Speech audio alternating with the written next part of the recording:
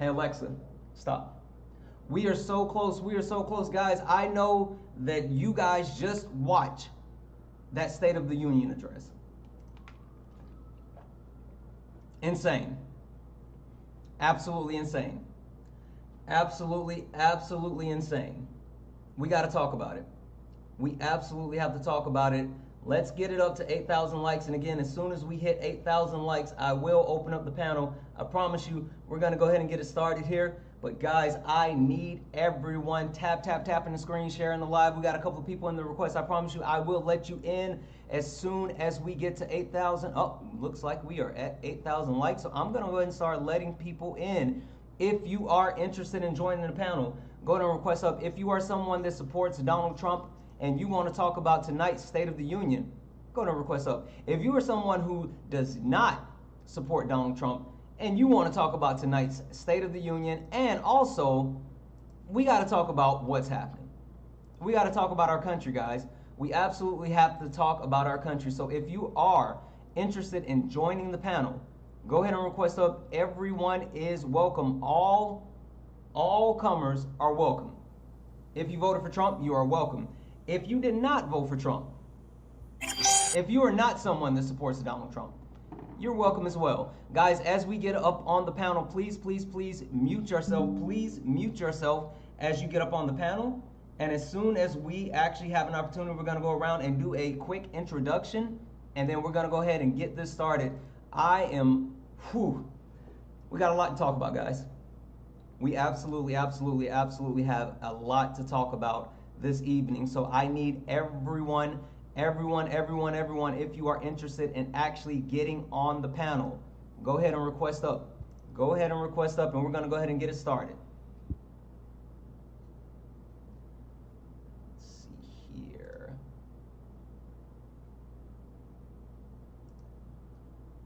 All right, let's do a quick temperature check. Quick temperature check just to see where we are. Let's see here. Chris, how are you? Sifting through all that factually incorrect information, pretty kind of disgusted at the same time, but doing just fine. Yeah, it was absolutely a lot. Absolutely a lot. Let's see here. Kix, how are you? Hey, I'm great. Thanks for letting me up on the panel for the first time. I'm excited to be here, but I'm so annoyed with the propaganda. My ears might start to bleed. I don't know. Absolutely. All right, so wait, this is the question that I'm going to start off. Simple question. Rate the State of the Union on a scale of 1 to 10. Kicks. With me, State of the Union, can we go negative? I'm going to give it a 1. Okay, perfect. Chris, how are you? I'm good. Good. Chris, can you rate the State of the Union on a scale of 1 to 10? Probably not really, because I didn't get to watch it all. I only got to watch like the last 10 minutes of it. Okay, well, from what you saw. I mean, from what I saw, I'd say, a 7 or 8. Okay, perfect. Thank you so much. Maribel, how are you? Hey all, sorry, I'm using my other account because my Maribel Blue Unfiltered account got banned from. We don't talk about those words here. Maribel, Sorry. rate the actual Yes. State of the Union for me on a scale of 1 to 10. If I was rating it via vomit emojis, I would give it 10 vomit emojis. Okay. Perfect. Give me 1 second here. Nomad, how are you? All right. Nomad, can you rate the State of the Union address for me on a scale of 1 to 10? Either bullshit or nonsense. Oh, that's not a number, friend. Yeah, can you rate it at a number? You gotta try 1 to 10. It's low, man. 1. Give it a 1. All right, perfect. Just because it was on TV, you know what I mean? Andre, how are you? I'm good. How are you? Wonderful, wonderful. Andre, can you rate the State of the Union address for me on a scale of 1 to 10? It was definitely a zero. Could you really call that a State of the Union now? Like, I don't think It people. was it was something. It was something. It was something. All right, perfect, perfect. Well, we're gonna go ahead and get started here, guys. As we get going, we still have a little bit of space on the screen. I'm sorry, on the panel. I would actually like to do this because we have a couple of people up here that are pessimistic. I would like to get some people up here that thought it was good, right? I would like to get some people up here that actually feel positive, not only about the State of the Union, but someone that is also positive about the way that the country is heading. So if you are someone who felt like the State of the Union was good, or if you have a positive disposition about the direction of the country, go ahead and request up, and I will make sure that we get a spot for you on this panel. Let's see here. Liam, how are you? I'm living the dream right now. Cloud 9. Wonderful, wonderful. Liam, what would you rate the State of the Union address on a scale of 1 to 10? Did you say 1 to 100? I said 1 to 10, my friend. I can't go. I can't just go to 10. I have to like quadruple that. I got to go into, the triple digits. Okay. All right. Well, throw a number out, Liam. Removing His wide. Democrats from their seats that can't control themselves, probably a 10. Let's go 10. Okay, perfect. Give me 1 second here. All right, guys. Keep tapping the screen. Again, let's go ahead and get the likes up. Let's get the likes up to 50,000 likes. Let's get the likes up to 50,000 likes. Let's also get the shares up as well. Let's get the shares up to 50 shares. We're going to go ahead and start going around the panel. Guys, just a couple of quick things that I want to remind everyone that's on the panel. Please, we want to be able to have these conversations, so please be mindful of TikTok-friendly language. What is TikTok-friendly language? That means that we are using words like unalive, AB, mustache man, C19, not only those types of words that protect your TikTok, but it's the words that allow us to protect our live. And also, just a reminder, this is a safe and friendly community here. What does that mean? That means that we don't deal with any of the isms, racism, sexism, classism. We also don't do any of the phobias, homophobia, transphobia, none of it. We don't play that on the panel, nor do we actually play that in the comments. So if you are engaging in any of that, my mods will mute and block you. And speaking of mods, guys, please be mindful that caps are for mods. They allow me to actually communicate with the mods, and so if you use caps in the chat, it will pull my attention away from the panel into the chat. Please don't do that. I want to be able to actually have these conversations. Last but not least, guys, there is a nightly donation goal. Cash App, PayPal, Venmo, all of my pay links are in the link tree in the bio. Santana Speaks 24. Santana Speaks 24 is the best way to support the live. If you enjoy the information, education, entertainment, please consider donating. Everything is accepted. Anything is appreciated. We are live on YouTube and Twitch as well. And so just a reminder, over on YouTube, if you want to actually donate, you can do so through Super Chats. We do have Super Chats. With that being said, we're going to go ahead and get started. Again, we do have a little bit more space on the panel. I would absolutely like to get a few more people up here, especially if you're someone that is excited about what you just watched with the State of the Union address and also with the direction of the country. Let's see here. Democrat Rage, how are you this evening, my friend? Doing great. I mean, this whole speech Trump gave was hilarious because of the fact that, half of Congress interrupted with screaming at him and just couldn't contain themselves. That's the Democratic Party for you. They just can't contain themselves at all. Okay. And they really ruined their chances for 2028. Hold on. Don't give away all the soft shit. Hold on 1 second, friend. We're gonna get into it. Question for you: can you rate the actual State of the Union that you just heard on a scale of 1 to 10 for me, please? Scale 1 to 10. I thought it was a solid 10. Okay, perfect. Give me 1 second here, okay? Marcy, how are you this evening, my friend?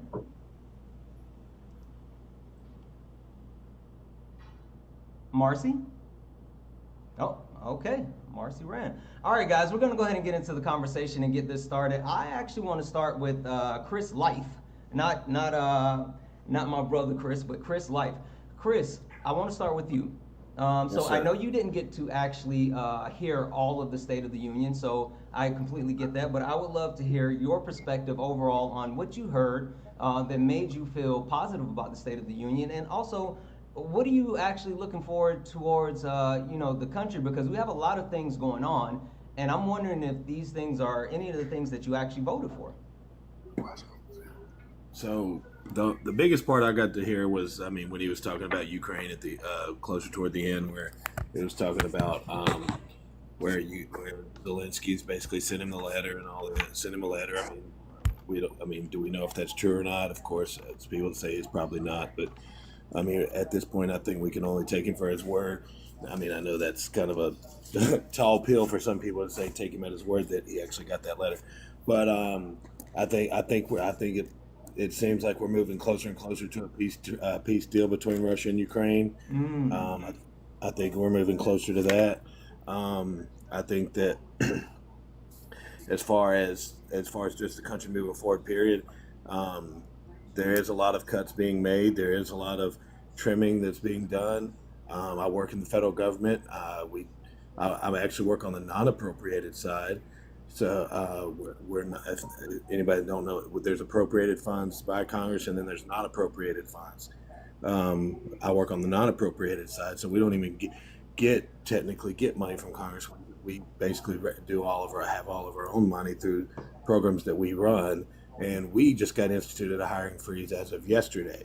Mm. So, and we're trying to, I mean, grow the department. We're trying to, and we can't do that obviously without being able to hire people. So it does affect everybody, but it's I feel like it's like anything, like when you're trying to fix a budget at home, there's self-sacrifices you got to make, at least temporary, to stop the bleeding Hmm. and and get back a hold of things. So while it is going to affect me personally, it's going to affect a lot of things. I'm not going to get a raise. I mean, there's a lot of things it's going to affect. But I think overall the impact looks up and up from my viewpoint. Okay, okay, perfect, perfect. Thank you so much for that. Now I want to come over to the other Chris. Chris, I would like to hear what you think, kind of in rebuttal to what Chris number two just said, and also, like, I do think that he did say something that I can agree with, right? Anytime that you are looking to actually, um, looking to actually course correct a budget, there is a little bit of a sacrifice, right? And so, I mean, what do you take from that piece as far as is is that necessary? The way that he's going, just any of your thoughts on that? I mean, he definitely took a page out of Bill Clinton's book. The only problem between him and Bill Clinton is that Bill Clinton actually had a plan to do it, right? Like an actual way to do it through an effective tax plan. That's the complete opposite what Trump wants to do. So it was a nice sentiment. I think that we all want to balance the budget, but the actions he's taking right now is doing the exact opposite. So yeah, that's all I had on that one. But I wanted to get into Panama. But that's a different conversation. Okay, okay. No, we're gonna definitely get into it. We're gonna definitely Yeah. get into it. Perfect, perfect. Liam, I want to come to you. I want to give you the floor. So, Liam, Donald Trump talked about a lot of different things in his State of the Union address. He, of course, talked about the economy, right? He mentioned a little bit, and it seems like he tried to deflect as far as where the economy was, and he really laid a lot of that at the feet of Joe Biden. But the stock market has taken massive hits under him, not only his first term, but this term more recently, basically wiping out all the gains that have been made since he was actually elected. What do you think about his thoughts around the stock market and the economy? And what do you make of what's happened over the last couple of days? Well, under one of his policies, he talked about it, even though it sounds ridiculous, but drill, baby, drill. He wants to open up, you know, easier routes for, American energy. He's kind of taking, the idea of his first term. I don't think that really has had much of an impact with the economy as of yet. He's what, 40 days in or something like that, 41 days in. And you got to understand, I mean, with with the disasters that have happened in California, other places, you got to look at the conflicts, abroad. He's got a lot on his plate, man. We got to at least understand that. So yeah, he did address the economy. He did talk about tax cuts, which he thinks will help. So has he got there yet? No, I don't believe that he has, but he did address it. Okay. All right. Perfect. So let me ask you this, because you said something that was interesting, and I want to get your thoughts on it. So overall, you're right. I mean, he hasn't been in office for a long period of time, but certain things that he has done has definitely affected the economy and the stock market specifically, right? When it comes to the implementation of tariffs, and we all know that the stock market is volatile, right? So I'm not going to say that, oh, it's all him, but those massive moves can cause certain fluctuations. And I guess with that being said, implementing tariffs and also the threat of more tariffs has driven up the cost as far as consumer goods and also crashed the stock market. You don't think that those things will actually have any type, or has had any type of impact? I do, and I think that it's going to have more of an impact. I mean, he spoke on it himself. He wasn't like sugarcoating it. He did talk about, the farming industry. He talked about how they're going to take a hit, but overall, it's going to be better. It's building back America, Santana, is what it is. Okay, we are honestly, if you look at the deficit that we're in, okay, it's not getting better. It's getting worse. Something has to happen here, all right? It's under his power and his leadership. He believes that this is the right way to go about this in tariffs, So we're going to see how that plays out. Is it a scary thing? Absolutely it is. Yes, it is, for sure. Okay. But if you look at like, what was it, Honda, that's bringing factories to the United States, building Honda in the United States. I mean, that's amazing. There's a lot. I would say the automobile industry, which we are losing in, okay, we import way more than we export into this country, European vehicles. So Chinese vehicles, Japanese vehicles, whatever it's going to be, we need to start building back better, dude, for sure. That was a Joe Biden catchphrase. I hear you. All right. Give me 1 second, Liam.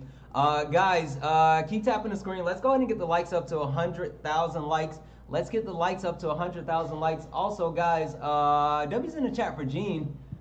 Gene sent a $1 donation saying, I bet Liam has his Mayo lotion next to him watching the State of the Union. Gene, don't be mean tonight. Don't be mean. But thank you so much for the $1 donation, guys. Cash App, PayPal, Venmo, all the pay links are in the link tree in the bio. Santana Speaks 24 is the best way to support the live. If you enjoy the information, education, entertainment, please consider donating. Everything is accepted. Anything is appreciated. And we do have super chats over on YouTube. And a special shout out to Randall. Randall is over watching on YouTube. Randall is one of our first members, a first subscriber over on YouTube. So if you're watching on YouTube right now, one, guys, like the stream. Let's get that going. But also, two, we do have memberships where you get access to our Discord. You get a bunch of really cool benefits, way more than, I hate to say it like this, but TikTok membership. But consider donating. With that being said, I want to come to Kix. Kix, I would love to hear what your thoughts are, because Liam did say something. Now, the one thing that I will give Trump a little bit of credit about, he did kind of hint at, things are going to be a little bit tough, right? And we all understand that tariffs are inflationary, and also we understand that tariffs are paid by the consumer. And I guess, can we give Donald Trump any credit for kind of alluding to the fact that, yes, people are going to be impacted? Or what are your thoughts around that? I don't think he's being, can you hear me all right? I don't know if I'm, okay, sorry. Sometimes the boxes light up and they don't, so I can't tell. I don't think he's being transparent or honest about how severe things are going to get with these tariffs. As much as he's isolating us, they want to bring businesses back here while also I'm not trying to pivot, but deporting a bunch of people, and there's not going to be the people to work the job. That's the first thing and only thing I have to say. We don't have the people, we don't have the workforce to fulfill the positions that are needed to take over all these jobs that MAGA and Trump wants to bring to America exclusively. Prices are going to go up no matter what. Tariffs, that's going to make prices go up. American goods prices are going to be higher than what they were, before the tariffs on those.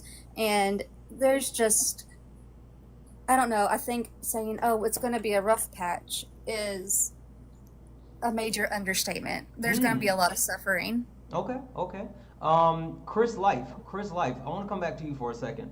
What do you think about that? Because again, I do think that, I think we have to at least address the fact that Trump is definitely saying, hey, we have to understand what's happening, and there's going to be some quote unquote pain when it comes to tariffs. Do you think that he's underselling the actual possible impact? Well, I mean, I don't think he's underselling it. I think he's being completely honest as far as that goes. Of course, there's going to be there's going to be impact now and even in the near future. We didn't get 33 trillion in debt overnight. It's not going to be fixed overnight. But I honestly don't. If I could, obviously, if we could foretell the future, we would know. But it's all a guess. My personal guess is, I honestly believe it will help and get better, and prices will start to come back. But it's going to get worse. I've always said from the beginning it's going to get worse before it gets better. But okay, so help me understand this. What actual, I guess, explain your logic for me a little bit, if you don't mind. Like, what gives you the hope, or at least the thought, that things are actually going to get better? Honestly, I do. She said something. She mentioned jobs coming back, and we don't have the people. I disagree with that. I think we do have people. And he said many times that there would be legal immigration because we would need more people for jobs to that point. But I guess what just gives me hope is that the country we have, I've served for 19 years in the military. Thank you for your service. Thank you. But at the same time, even when things look grim, I have to believe that things are going to get better. Nobody's hoping it to get worse. I don't think nobody's hoping it to get worse. Okay. But as far as pointing to a policy that says this is what's going to do it, I can't do that today. Okay. That's a fair statement. Poli-sci, are you what? I'm sorry. Let's do this. Rate the State of the Union address that you just heard on a scale 1 to 10 for me. -5. That's not on the scale, friend. Damn. All right, 0. That's not a 1. All right, perfect. Hold tight for me just one moment. Guys, there's a couple of other people in the box. I want to go ahead and get someone else on the panel, but I want to make sure that we have some balance. If there is anyone that's in the box or in the chat that is actually that was happy about the State of the Union address, or someone that actually is excited about the direction of the country, and you would like to actually add to the panel, go ahead and let me know, and I will bring you in. I want to make sure that we have enough balance on the panel. I don't want it to be just one-sided in this conversation. So if you are in the request right now, and you are someone that was happy about the State of the Union address, or excited about the direction of the country, and you want to actually join the panel, go ahead and do so.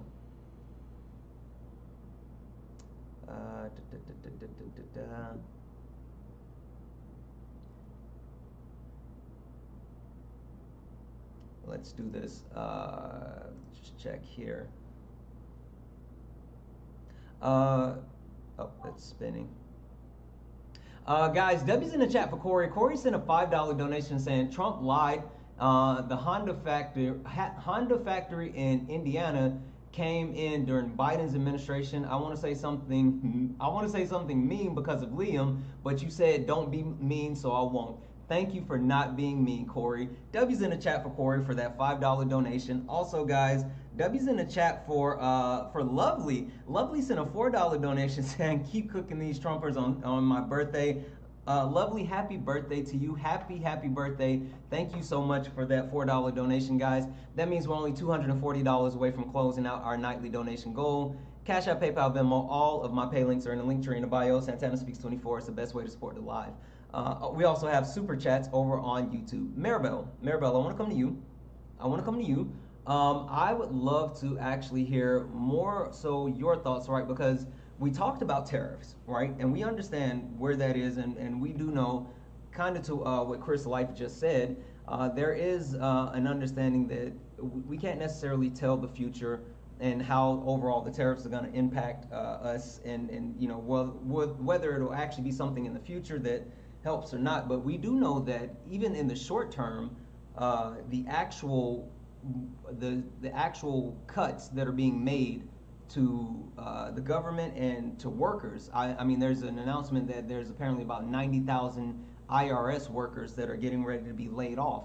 So I guess the fact that we do have tariffs, and you couple that with the mass layoffs that are occurring, I mean, doesn't that speak to like blowing up the economy? Like, what are your thoughts?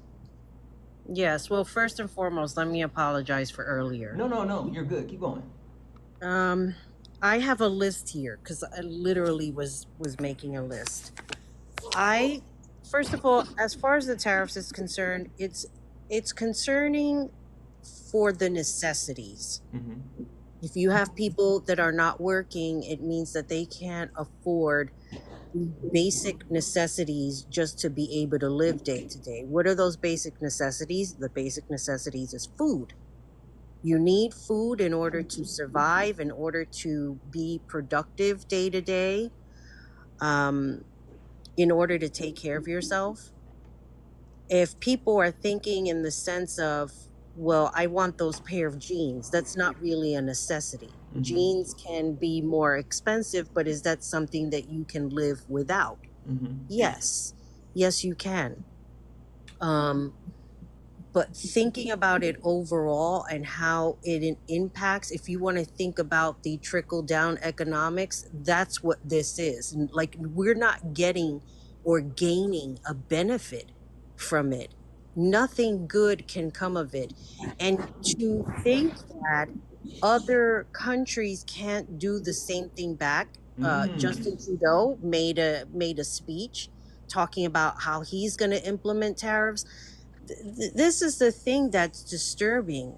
Mr. Trump has this superiority complex that he thinks he can implement certain things and that it cannot be done back. The universal law of karma is what you put out there, you can get back in return 3 or 10 times. And he is not thinking in this capacity. He is thinking about himself. He is thinking about his friends. He is not thinking about the American people and how all of his behaviors and his nonsensical policies are impacting the small person. And when I say small person, I'm talking about that person that is unseen. A person that I maybe talk to on the phone who's a patient, who is getting affected by this. And it's frightening. Yeah, and I think there is a lot to be said and a lot of conversation to have around the collateral damage and a lot of the people, because the one thing that I will say for sure is I definitely understand the need to decrease the size of the federal government, right? And I can't even say that I necessarily blame Trump as far as overall, but I think the thing that we take for granted is the certain way that we execute these actions, and then the, like you said, collateral damage that is caused. Perfect. Give me a second here. So I want to introduce the new people on the panel. Really quick, Christian, can you rate your thoughts on the State of the Union on the scale from 1 to 10 for me, please?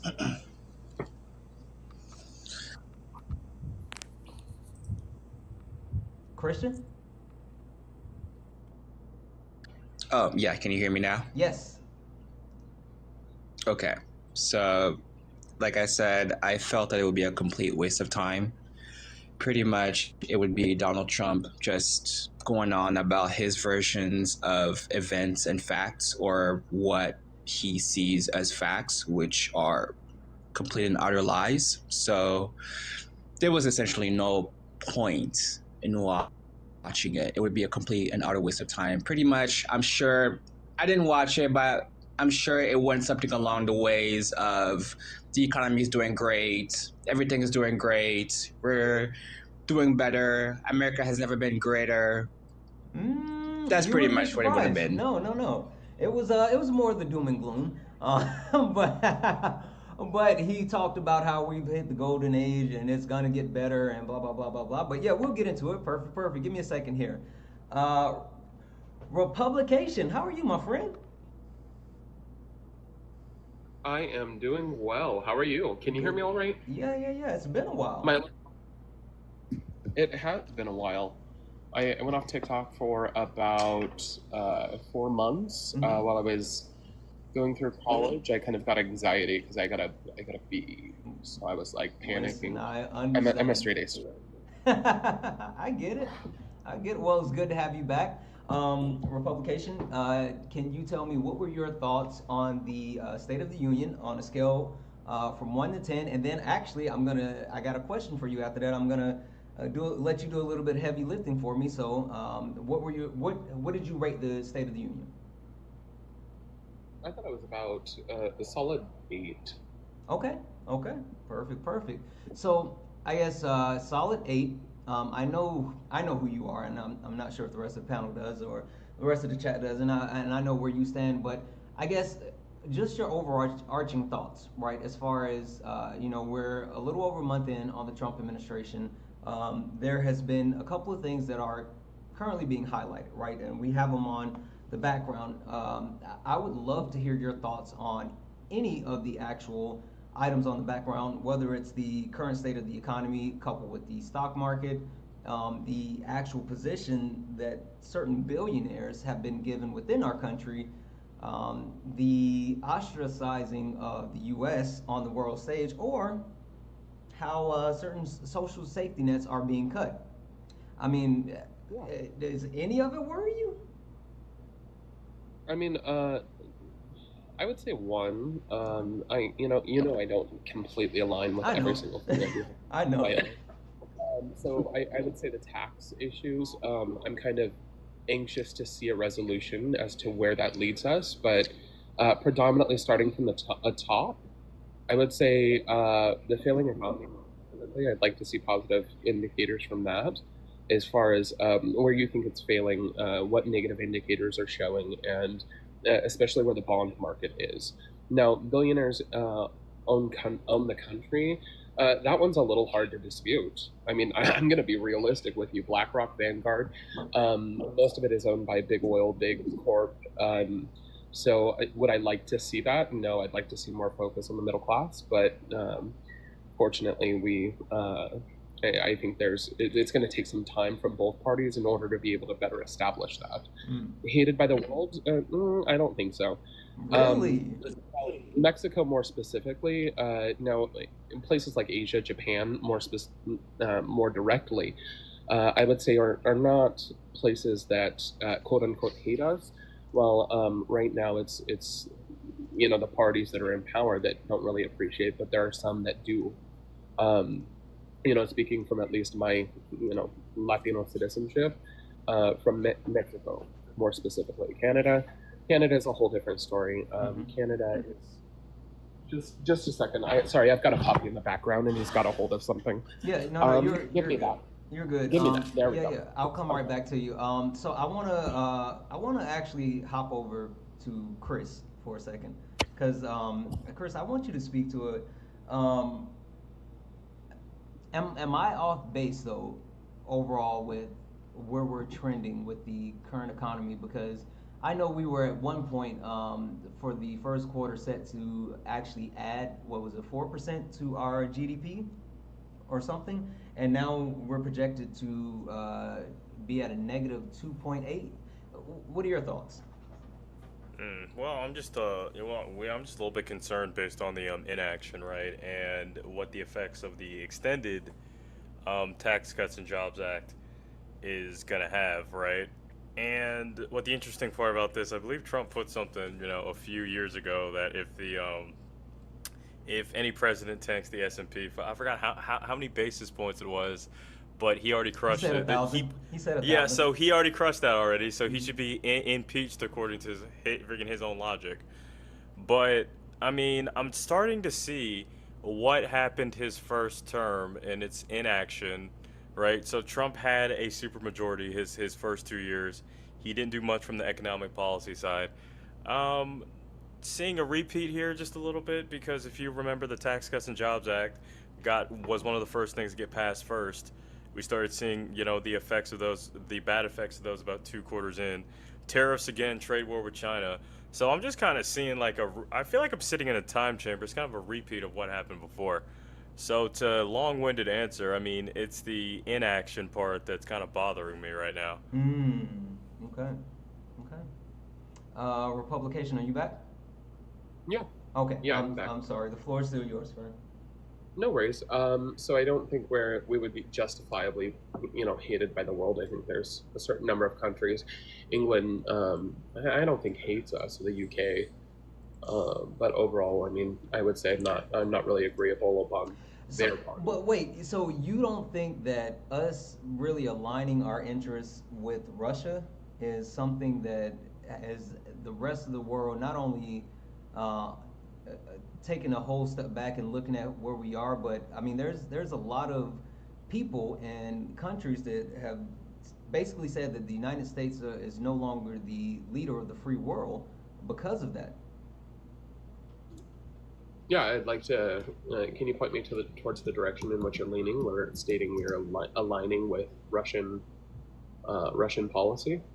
Yeah, no, not necessarily Russia policy, but the actual things that are being done, right, is including the approach of Pete Hegseth and the DoD no longer taking offensive slash I forgot what the other word was, but anyway, not actually going into cybersecurity when it comes to actually dealing with Russia anymore, and even more so, Donald Trump taking a firm stance and approach where, quote unquote, peace has to happen, where he's also not necessarily giving Ukraine a seat at the table. And you couple that with the isolationism of saying that, hey, we're going to tariff everyone, we're going to put, quote unquote, America first. All of those things kind of coupling together. You don't think any of that one helps Russia, but then also two ostracizes us more? Number one, the option is in Ukraine's territory. To be honest, they can do whatever they wish with their resources. They've already promised a certain amount of resources to at least a few of the members in the European Union in order to prolong this fight. Do I agree with it? No. Do I think we should have any part of either affair, either there or in the Middle East? Absolutely not. Okay. But as far as Pete Hegseth, I forgot to answer that. My apologies. Pete Hegseth, more specifically, it isn't like we're releasing all sort of cybersecurity. It's not like we're releasing ourselves from cybersecurity offensive cyber operations.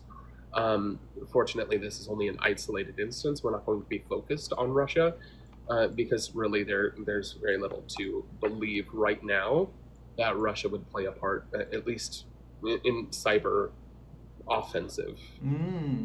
Okay. Right? Okay. All right. Let's jump over to poli-sci because I see poli-sci in the chat, and I know we haven't given you an opportunity to speak. Would you like to speak to that?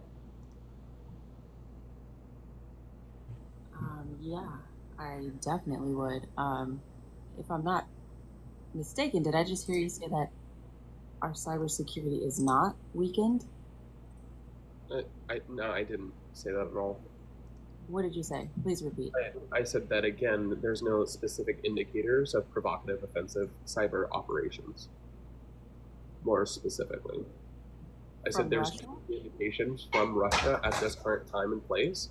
While they have been in the past, right now there's no positive indicators, and their mind is focused elsewhere. There absolutely is a focus. There absolutely is a focus, and there's always been.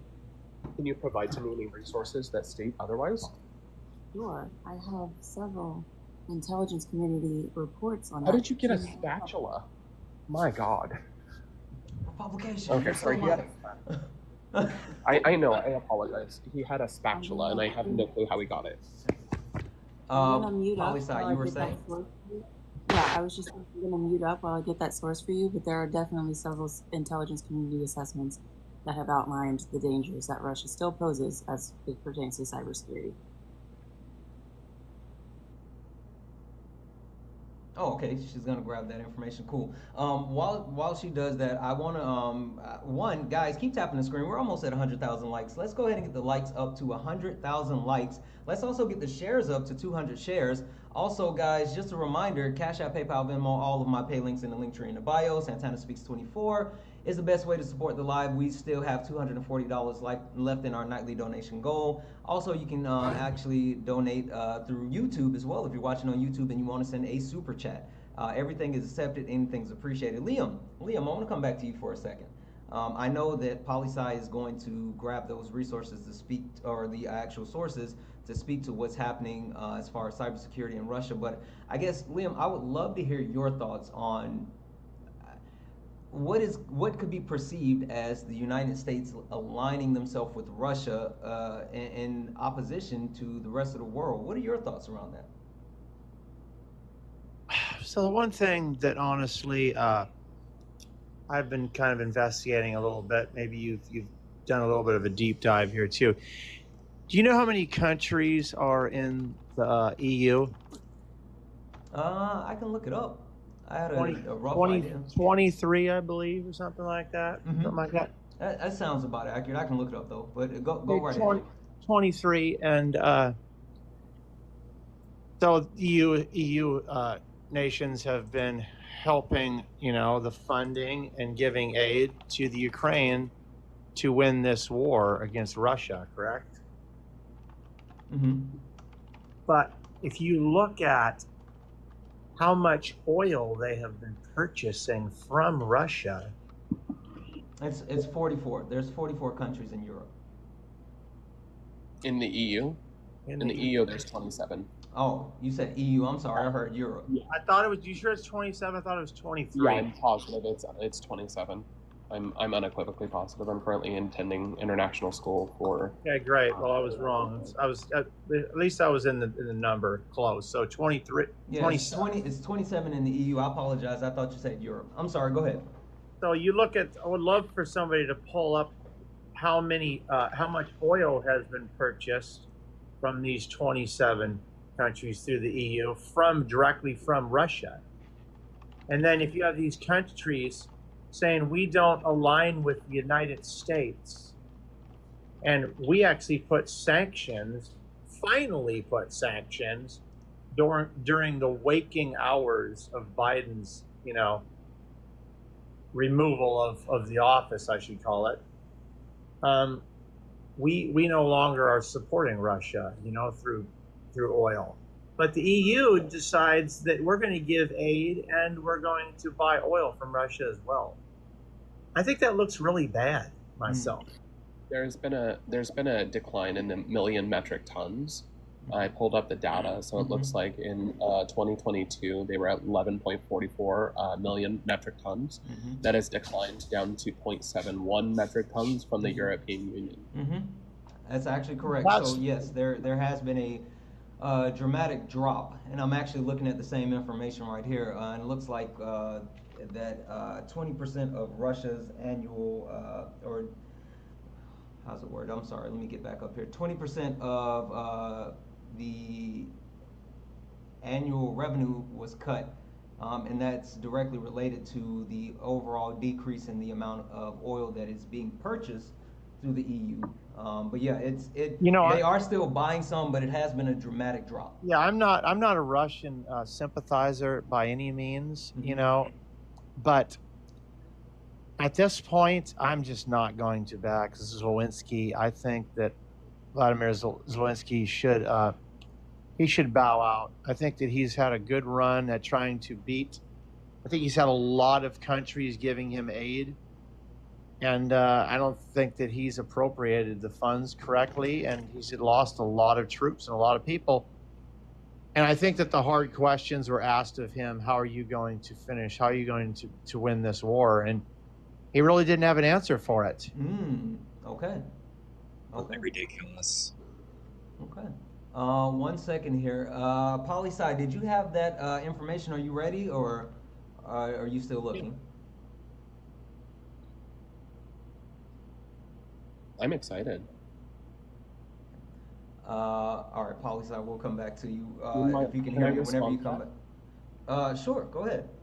Yeah. So I can say for a fact that in 2000 to 2003, and 2006, I think 2009, up until like the early 2015 era, John Taft, one of the diplomatic security officers, was majorly concerned with Russia's progression, more specifically pertaining to cyber security and the U.S. and possible nefarious matters. And I believe he had stated something like resisting Russian cyber attacks was a principle of the United States as well as a few of our allies.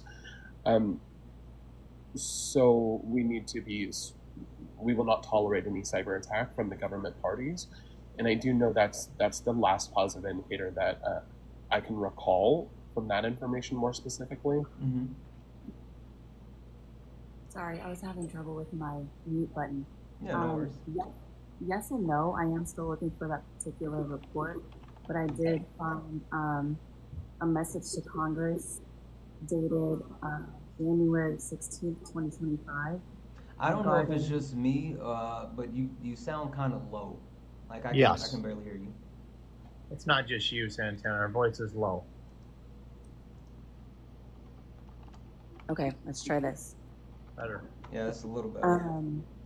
Yeah, I was just saying that I was still looking for that particular PDF report on the intelligence community assessment, but I did find something else regarding cybersecurity and a message to Congress on strengthening and promoting the innovations in the nation's cybersecurity, and that was dated January 16th, 2025.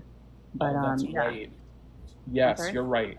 You're right. Yeah. So I think in that one they had mentioned one order 13985 or 4, and that was taking additional steps to address national emergency regarding cyber, something like cyber enabled or malicious cyber enabled activities. Is that right? It was EO 13694, and that's why I was saying it's not what I was looking for. I'm still looking for what I'm actually looking for. 94. But this one was just the one that came up, and it doesn't say anything specifically about Russia, so that's why I said I'm still looking for that report, because that report is it's about Russia. So just give me a little bit longer. Yeah, no worries. Let's do this. I want to come back to Christian.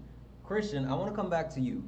I would love to hear your thoughts, as I know we've kind of spoken, and I know that Liam took a different position as far as what he thinks about Ukraine, and he does make a point as far as some of the EU's support of Russia still, but overall, what are your thoughts as far as where we are as a country and how optically it looks like we are aligning with Russia, and even more so the different things that are being done that is kind of painting the country in a negative light towards the rest of the world? So, a couple things. Let me start from the beginning here. And the first thing that everyone needs to understand is Ukraine, despite being the underdog in this war, has been in this fight nonstop. They have fought bravely. They have fought without stopping, without giving up. They have continuously kept on going despite the fact that they are going up against a country that is 3 times their size.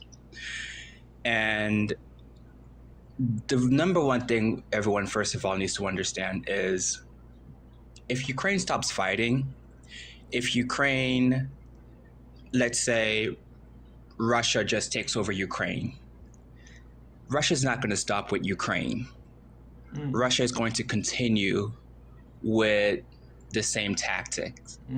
And let me remind you that when this war started, it first started with Russians, or Vladimir Putin specifically, telling the Russian people that Ukrainians needed a savior, that Ukrainians were under attack, that the Ukrainian people needed Russian leadership, and that it was Russia's responsibility to go into Ukraine and save them, and that they were going to be in and out of there quickly because Russians are so powerful and strong. And it was just a whole bunch of propaganda that was spread around to make this war seem as though that it was the Ukrainians' fault, that the Ukrainians were just kind of begging for it or asking for Russians to come in there and swoop in and save them, which was not the case. So that's the first thing that we need to remind ourselves on how this war started. Second thing is, let's say that Donald Trump has his way and we simply allow Russia to take control of Ukraine. Instead of, let's say, Russia pulling out and going home and, going back to how the maps were originally. And, if that doesn't happen and, let's say Donald Trump has his way and he tells Putin, okay, well, Putin, you can go ahead and you can have Ukraine and you can have all the maps that you've conquered so far and you can rule Ukraine and, with an iron fist, you can do whatever you want. You can do whatever you want. Let's say that happens. That means that as soon as Putin goes in and he subjugates the Ukrainian people and, essentially does whatever he wants, the people that will be next are Europe, the European. Let me take you down a quick thought process real quick, if you don't mind. When Zelensky was in the Oval Office speaking with Donald Trump, and he made a statement. He said, you have a sea in between you now, but in the future, you will feel the pain. I guess thinking about what you just said, right? And I do agree with you in the sense that I do think that if Putin is able to take Putin able to take Ukraine, then he's not going to just stop. He's going to keep pushing. Do you think that's like a valid statement as far as if he's able to do that at some point in the future, then it's going to directly impact the United States? Yes, it will. And let me explain to you why. It will because, number one, I don't even know where to start, but I'll keep it simple and quick. But essentially, if Ukraine, or let's say Putin goes ahead and he takes over Ukraine and then he starts bullying all the member nations nearby or the member nations that are close to Ukraine or that are too weak to defend themselves. And I don't know if you're familiar, if you're aware of this, but Russia is also in BRICS. BRICS is Brazil, Russia, India, and China. So, and I believe South Africa. I don't know if that's correct or not. I think it is. I'll double check, but I think it is. but essentially, all those countries together, let's say they're pretty close. Yeah. Russia is pretty close to North Korea. They're pretty close to China. They're pretty close to India. And they have a pretty good relationship. So it wouldn't take much for Vladimir Putin to say, well, I need a couple resources to help me rebuild Russia after the war. But instead of actually using those resources to rebuild Russia, he's going to use those resources to maybe fortify his army and start another war. Wait. Hold on. So your thoughts are with if there is an opportunity for Russia to get support from those other countries, that he's going to use that aid to their resources, their aids, their resources, their relationship. He's going to manipulate them into helping Russia, conquer or basically do more misdeeds, do more evil, do more conquering. Even if, let's say, China or the other countries are not aware of this, they could just be like, well, we were just helping Russia. We were just giving them a hand to help them rebuild. Okay. They may not even be aware. Okay, hold that thought. But they just give them a whole bunch of resources. Okay, hold that thought 1 second. Chris Life, I want to come to you. Yes, sir. What do you think? Because I don't know, like that last part, I don't know if I can necessarily get behind that. But I mean, do you think that like allowing Russia this one victory would lead to more aggression, not only on across the pond, as they would say, but do you think that would actually come to us? I don't know that. I mean, not immediately. I don't think they would try to come to us immediately, but I don't think they would stop with the Ukraine, and I think that's the biggest reason Ukraine sought out NATO. That's the biggest reason the U.S. is preventing Russia from taking over. I don't believe. My thoughts is it's a foothold next to the European Union. It's a foothold there that the U.S. doesn't want Russia to take over. If the U.S. wanted Russia to take over, I mean, they'd be there already. Let's just be real.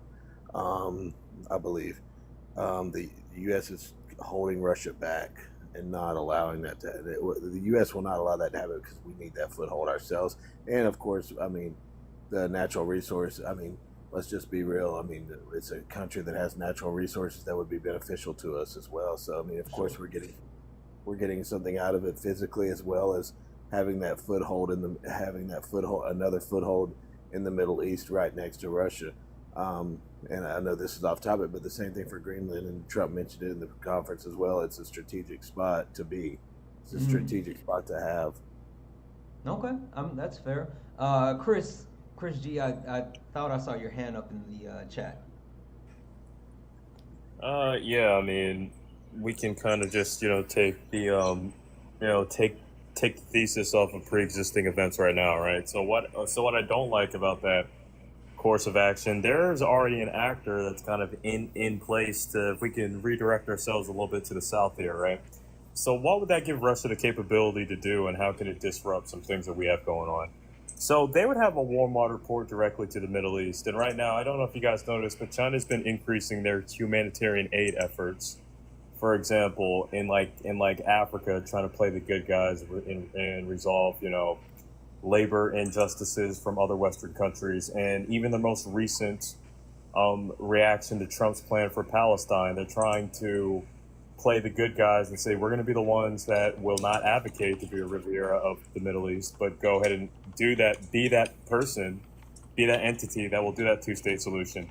And how does that impact us? Well, there's about $62 billion worth of trade there.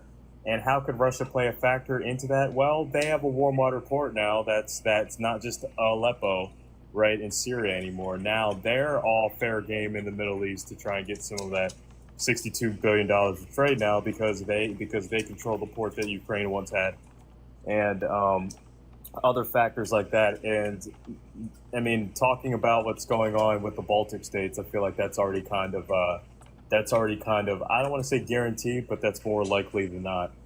But introducing China into already kind of a volatile situation, because I encourage everybody to kind of read to what China's been doing with their humanitarian budget over the last year or two. It's very sneaky, and Trump's response to Gaza is irresponsible, which is enabling China to do that. But that's a different topic. But Russia is kind of just throwing a curveball in there. Yeah. Okay. Republication, I want to swing it around to you. I just want to add something real quick. Sorry. Here's the thing. Hold tight. One second. Hold tight. I'm going to come back to you, but I want to swing it around to Republication because I want to hear what he has to say about this as well. Because I want to know. I know we were talking about you were going into the topic with the cybersecurity, but just kind of sticking on more so the possibility of them being successful in Ukraine and then using that as like a catapult to push forward into other countries and possibly the U.S. Like, what do you think about that? Well, I find it interesting because the Donetsk and the Luhansk region have obviously been warring. They've been warring for quite some time. It's been, oh gosh, when was the treaty? I think that was 1971 or 60 or something along those lines. There was a treaty made between Russia and China, Russia and Ukraine. Ukraine, more specifically, I believe Russia had appointed the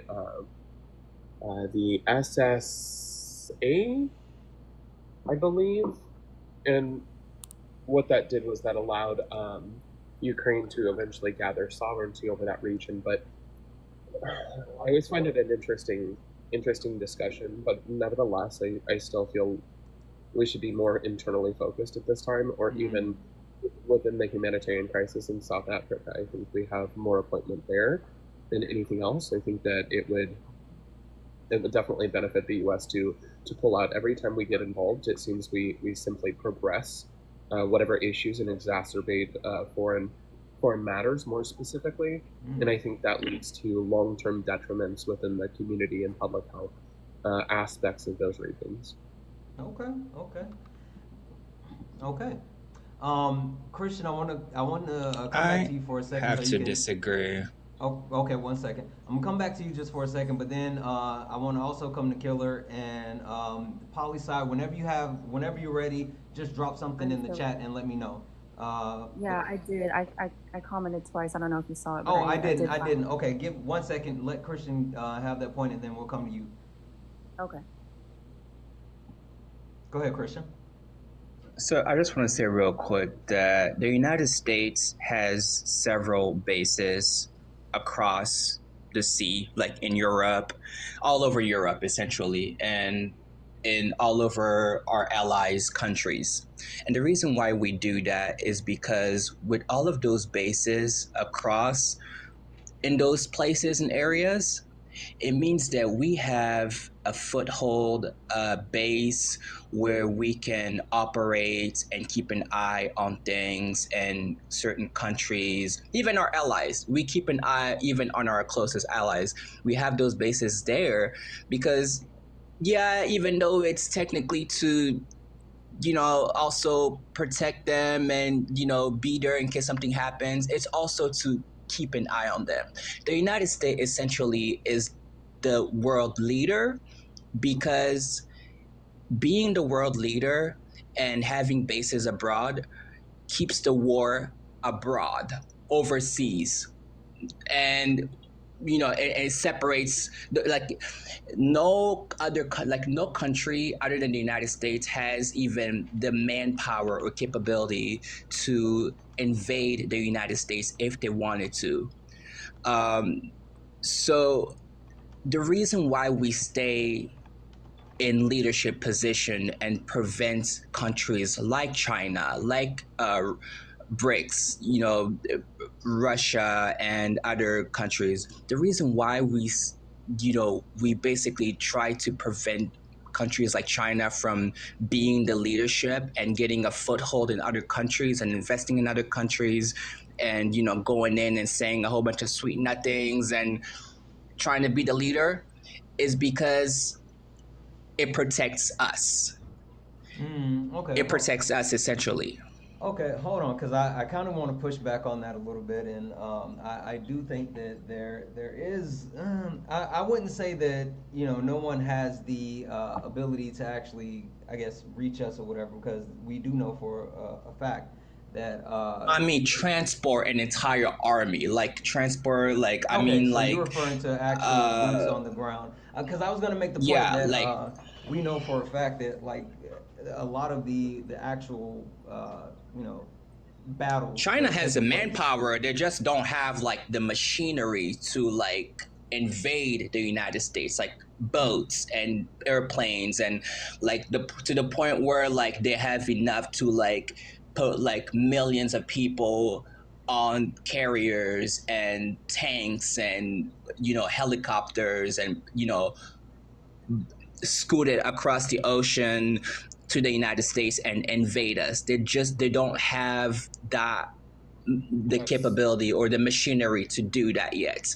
And the reason why we invest so much in our military and keep bases abroad and keep an eye on everybody and try to stay in leadership position is so we can prevent countries like China from crossing the ocean and surpassing us and making extra allies and all that. So okay. although I understand people don't want to give Ukraine money, it keeps us safe to fund Ukraine. So let's hold off for just a second. Also, Corky over on Twitch just said, "Why is Liam here?" Liam is here because this is a panel, and Liam has, up to this point, has actually added to the panel, so that's why Liam is hanging out. So yeah. Anyway, guys, keep tapping the screen. Let's go ahead and get the likes up to 150,000 likes. Welcome in people from the Parker raid. Welcome in. Guys, keep tapping the screen. Also, we do still have $240 left in our nightly donation goal. So if only 240 people send $1, we can close that out. Cash App, PayPal, Venmo, all the pay links are in the link tree in the bio. Santana Speaks 24. Santana Speaks 24 is the best way to support the live. Also, you can send a super chat if you are over on YouTube. So you do have that option. Republication, I know you want to respond. It's really quick, but I really want to get to poli sci so we can finish up that part of the conversation, and I do want to get back around to kicks as well. So absolutely. So I believe it was in 2017. No, it was 2017. That Rand did a military operations card. More specifically relating to China, what they found is the China's capability of responding to U.S. Let's just say counter space in conflicts is more than proficient and more than enough, especially with their militaristic equipment and their advances they've made over the past few years, especially considering they've made monstrous improvements regarding nuclear capacity, nuclear engineering, and they've also been somewhat proficient in Chinese anti-surface warfare. As well as Chinese counterspace and U.S. counterspace warfare. So I think in order to state that they would not be physically prepared, I think would be entirely erroneous. Yeah, I gotta agree with you on that one. I can't really get behind that take. I think that especially when you look at those, there are countries in the world, they might not be at the level, of course, as the U.S. military, but there are a lot of militaries, a lot of countries that have militaries that are trying to, and there's some that have. They have the manpower. Well, 1 second, hold on. Yeah, they have the manpower. Hold on 1 second, Christian. Hold on 1 second. Gotta stay on mute for me, please, my friend. But with that being said, I think that there's a lot to be said about it in a lot of different instances when it comes to the capabilities of other countries, how it works, blah, blah, blah. Things along those lines. But with that being said, I do want to actually push this forward a little bit. So let me just say, hey, Duffy's in the chat for Corky Prime. Corky Prime added $20 to the nightly donation goal. That means we now only have $220 left in the nightly donation goal. Thank you so much. You said that you love me. I love you more. Thank you so much for that donation. Polly, you had some information. I want you and Republication to be able to finish that.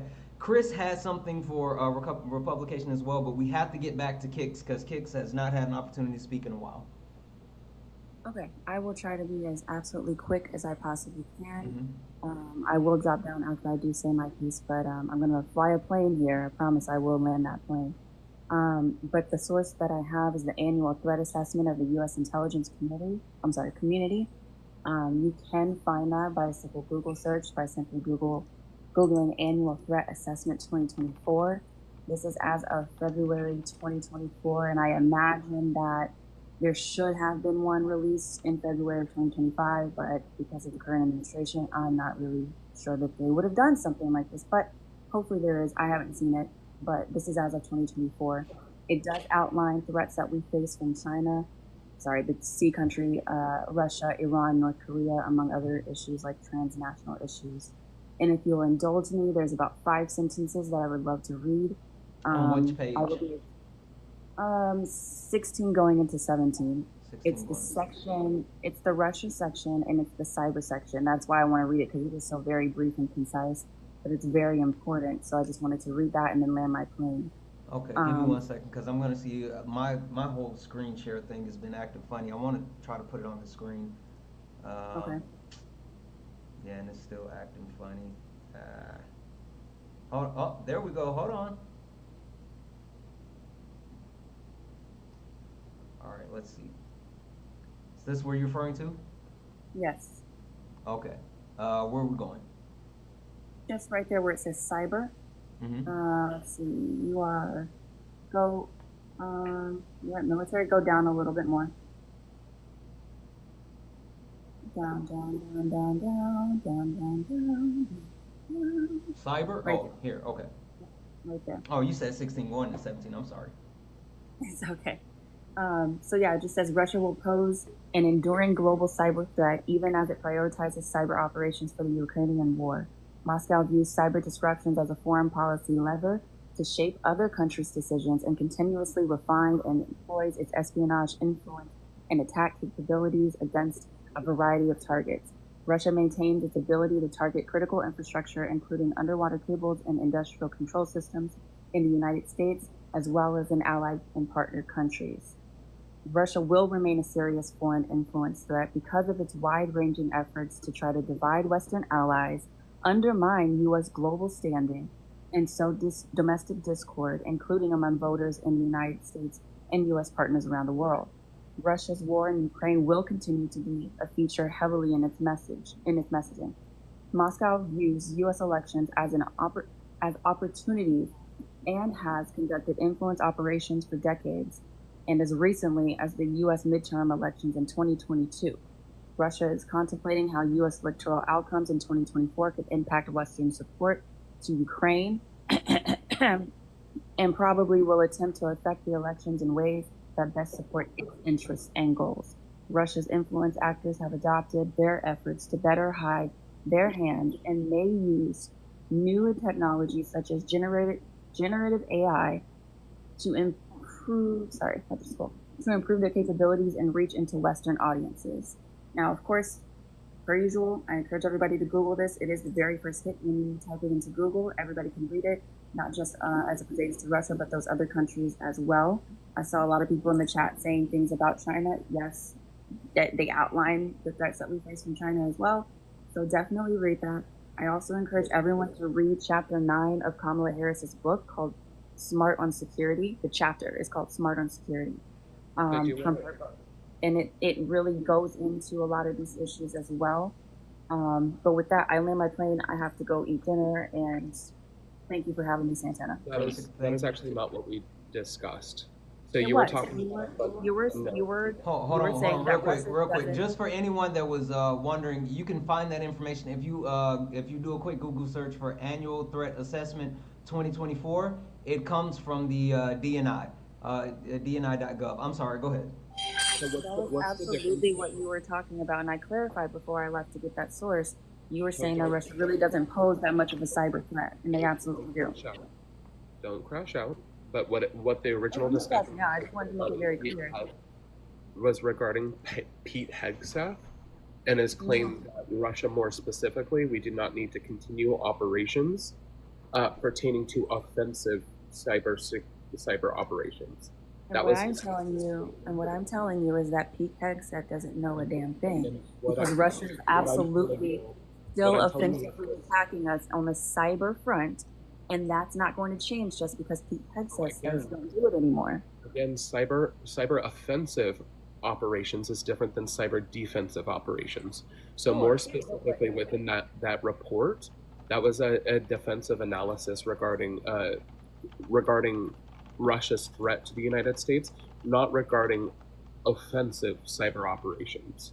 Again, I want to be very, very, very clear. That is not what you qualified before I left to get this source. You said nothing about Pete Hegseth, and you said nothing about offensive. I want to emphasize exactly that what Pete Hegseth was talking about was provocative offensive cyber operations. So now, when he told CBS and he reported this directly to, he paused planning on Russia's including provocative offensive cyber operations, not defensive. Defensive is an entirely different category. So that's the response to Russia's offensive attacks. We're not going to engage with Russia offensively. We're going to maintain defensive operations, as we have always done. And what I'm telling you is that, one, that is absolutely not the yeah, I told you I was that we need to hold on. That is absolutely not the trajectory that we need to be doing, just simply based off of the 5 sentences that I just read. Because if they're going to hold on, let her finish her point. Go ahead. I'm sorry, poli-sci. Thank you. If they're going to continuously be a threat, as I just read, we absolutely not only need to do offensive but defensive cyber security measures. And that, I don't know why the DUI hire is now like the authority on Russia and the way we need to be either proactively or reactively responding to their cyber attacks. But this is very much a threat. And so again, whether it's offensive, defensive, we need to do that. But that still doesn't take away the fact that that's not what you said prior to me going to get this source. But like I said, bless your heart, I'm going to go eat and live my life. Thank you so much, Santana. I love your work. Thank you. I appreciate you so much. Thank you for coming up. But I want to emphasize real quick, the defensive measures is not the same as the offensive measures. Now, if we're talking about offensive, that's directly pertaining to an attack towards any transgressors who transgress upon the United States of America. Now, that's within a completely different operation, and I can pull that up for you. Okay. Sure. Give me a second here, though. Guys, Debbie's in the chat for, where is it? Hold on. Just had it up. Sorry. Give me a second. Debbie's in the chat for Jay. Jay sent a $20 donation saying, you are a gift from the ancestors. Never stop using your voice for the betterment of us all. Also, did you get, no, I didn't. I didn't get your message. I'll go back and check. Oh, wait. I did. Yes, I did. I did get your message, and we're working on it. I definitely got it. Thank you so much for that $20 donation. And W's in the chat for Jay. Guys, that means we only have $200 left to close out our nightly donation goal. We have 500 people hanging out. We can definitely close out our goal tonight, guys. Cash App, PayPal, Venmo, all of my pay links are in the link tree in the bio. Santana Speaks 24 is the best way to support the live. If you enjoy the information, education, entertainment, please consider donating. Everything is accepted. Anything's appreciated. Also, over on YouTube, we do have the options for super chats if you do want to actually donate over on YouTube. I'm going to get a couple more people in here. I see we have some people in the box. I want to actually give an opportunity to some people to speak that haven't spoken in a while. I know I want to come to Kix, but Kix is a teacup at the moment. There we go. Kix, the floor is yours.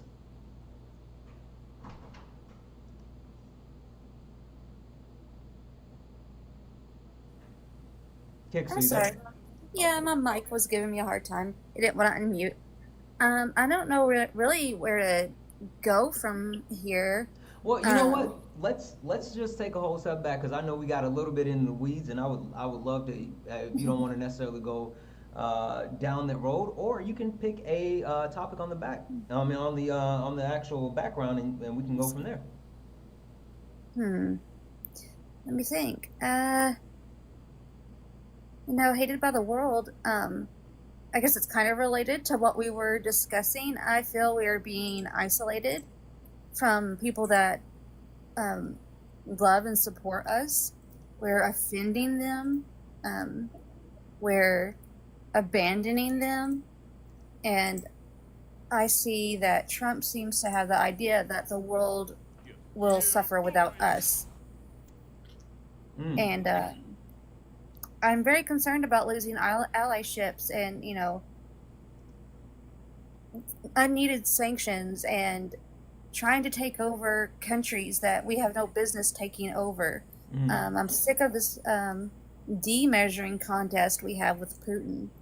It's causing a lot of hostility and concern throughout the whole world, and it needs to be addressed. We need someone intervening and checking Trump on how we're presenting ourselves to the world. The way Zelensky was treated, the way they were very dismissive and talked down to him was disgusting. Okay, hold on. Let's stay there for a second, because I think that's an interesting point. Liam, let me come to you for a second, because I would love to know what you thought about that whole interaction in the Oval Office, because I mean, just being honest, and it's not even necessarily, this isn't a Trump thing, right? So I want to be clear before I make this statement. It's not a Trump thing, but for this to happen in the Oval Office was the most disgusting thing that I ever seen, right? In the sense that the office of the presidency should be held at such a high esteem, and to have that exchange, that back and forth, with another world leader. Hey, Eve, thank you so much for the galaxy. Like, how are you okay, or were you okay with that, or what are your thoughts? Everyone keeps saying, who's Liam? Liam is Amos Moose. Liam, why do you have two names? Long story. Okay, never mind. Go ahead. Okay, so yeah, good question. Great question. I think that Zelensky is completely disrespectful, for starters. Oh, okay. I think that the amount of aid that has been given to his country under his leadership, and I think for him to sit there in our house, okay, we're the taxpayers, that's our house, and for him to sit there and speak over Trump, whether he likes what he's saying or not, I found it very disrespectful. And I think that it was a moment for him to speak to United States media, and basically he wants more money is why he's here. He wants more aid. That's the only reason he's here. All right. Because we are allies with them, and he wants to show face, and he wants more money. Okay, that's what it comes down to. Okay. And also, if you look at the number, what is it, 700,000 unalivings in his country? Soldiers and citizens, women, children, all that. You look at Russia, what is it, 300,000? I think those numbers might be a little bit off. Okay, I mean, I'm not exact. I'm not getting down to the penny or anything. But if you look at that, and then you guys are saying, oh, they're pushing Russia back and they're winning the war. That doesn't sound right to me. So the hard questions need to be asked of the hey, chat. I'm talking to the chat. I'm talking to the whole panel. We pay the taxes. We are paying these bills to fund this war, okay? All right? So I want my president to ask those questions. And I don't believe that he was respectful in his answers. Okay. Hold tight 1 second here. I have to call this out. Listen, I'm gonna read this off from YouTube. It's not a super chat, but I'm gonna read it off anyway, because someone did ask over on YouTube. Someone said, is this the Liam who goes on Parker's Live and pisses us all off? Yes, This is the one, the only the famous Liam. That's exactly Infamous. who it is. The man, the myth, the legend in the box. That's funny that they're accent over on YouTube. Yes, that's exactly what it is. Guys, keep tapping the screen, share the live, do all the wonderful things. Kit, the floor is yours. Oh my god. Hawk, I'm gonna mute you. Okay. Go ahead. I thought you were trying to say something. I didn't want to interrupt. No. Okay, yeah, this is ridiculous. I mean, the funding that we're giving them, it's not just like taxpayer dollars. It's things the military can give. Sorry, my screen messed up. Did you say it's not just taxpayer dollars? Where does this money come from? It's not just cash, is what I'm saying. I'm not. Yeah, no. Okay, who pays for those weapons that they're getting? Do we not get better equipment when we give them? Do these Tomahawk missiles? Wait. Hold on, Liam. You have to let her finish the point. Do we not get better equipment when we give over older equipment? Are they going to send you a weapon in exchange for a check? Because that's not what they're writing. They're not writing them checks. They're giving them mostly weaponry and help to defend their country.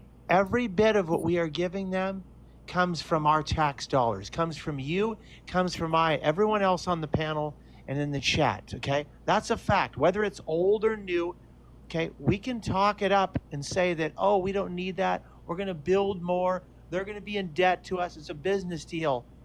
But it still comes down to how many people have been unalived. Do we care about this or do we not? Okay? Wait, hold on. Who started this unaliving? Ukraine or Russia? Russia. Yeah. Okay, so and what's the solution? Hold on, against what you said a few minutes ago, Russia's casualties are almost as bad as Ukraine's. No, and they're not. Not even close. I'm still talking, sir. I'm still talking. And Ukraine has entered Russian territory. So if Russia is this big bad superpower like you're trying to make them out to be or whatever, why have they been fought to a standstill for 3 years by little Ukraine? So wait a minute. You said that the casualties are equal on both sides? Show me I said that. it was close. I said it was close. Oh, it's look close, it up yourself. okay? Show that to me. You made the claim. Show it to me. If you could look up Ukraine's casualties, then you can look up Russia's casualties. I have, and I told you it's 700 and 300. That's not true. Close, dude. It's not close. It's close to 800 for both of them. Yeah. No, it's not. That's not true. Wait. Liam, where are you getting your numbers on the actual casualty? There's all kinds of websites. You're not going to get an exact number. No. I know there's different ways of accounting. I'm just trying to get a baseline as far as where you. I have heard the number. I have heard the number a lot.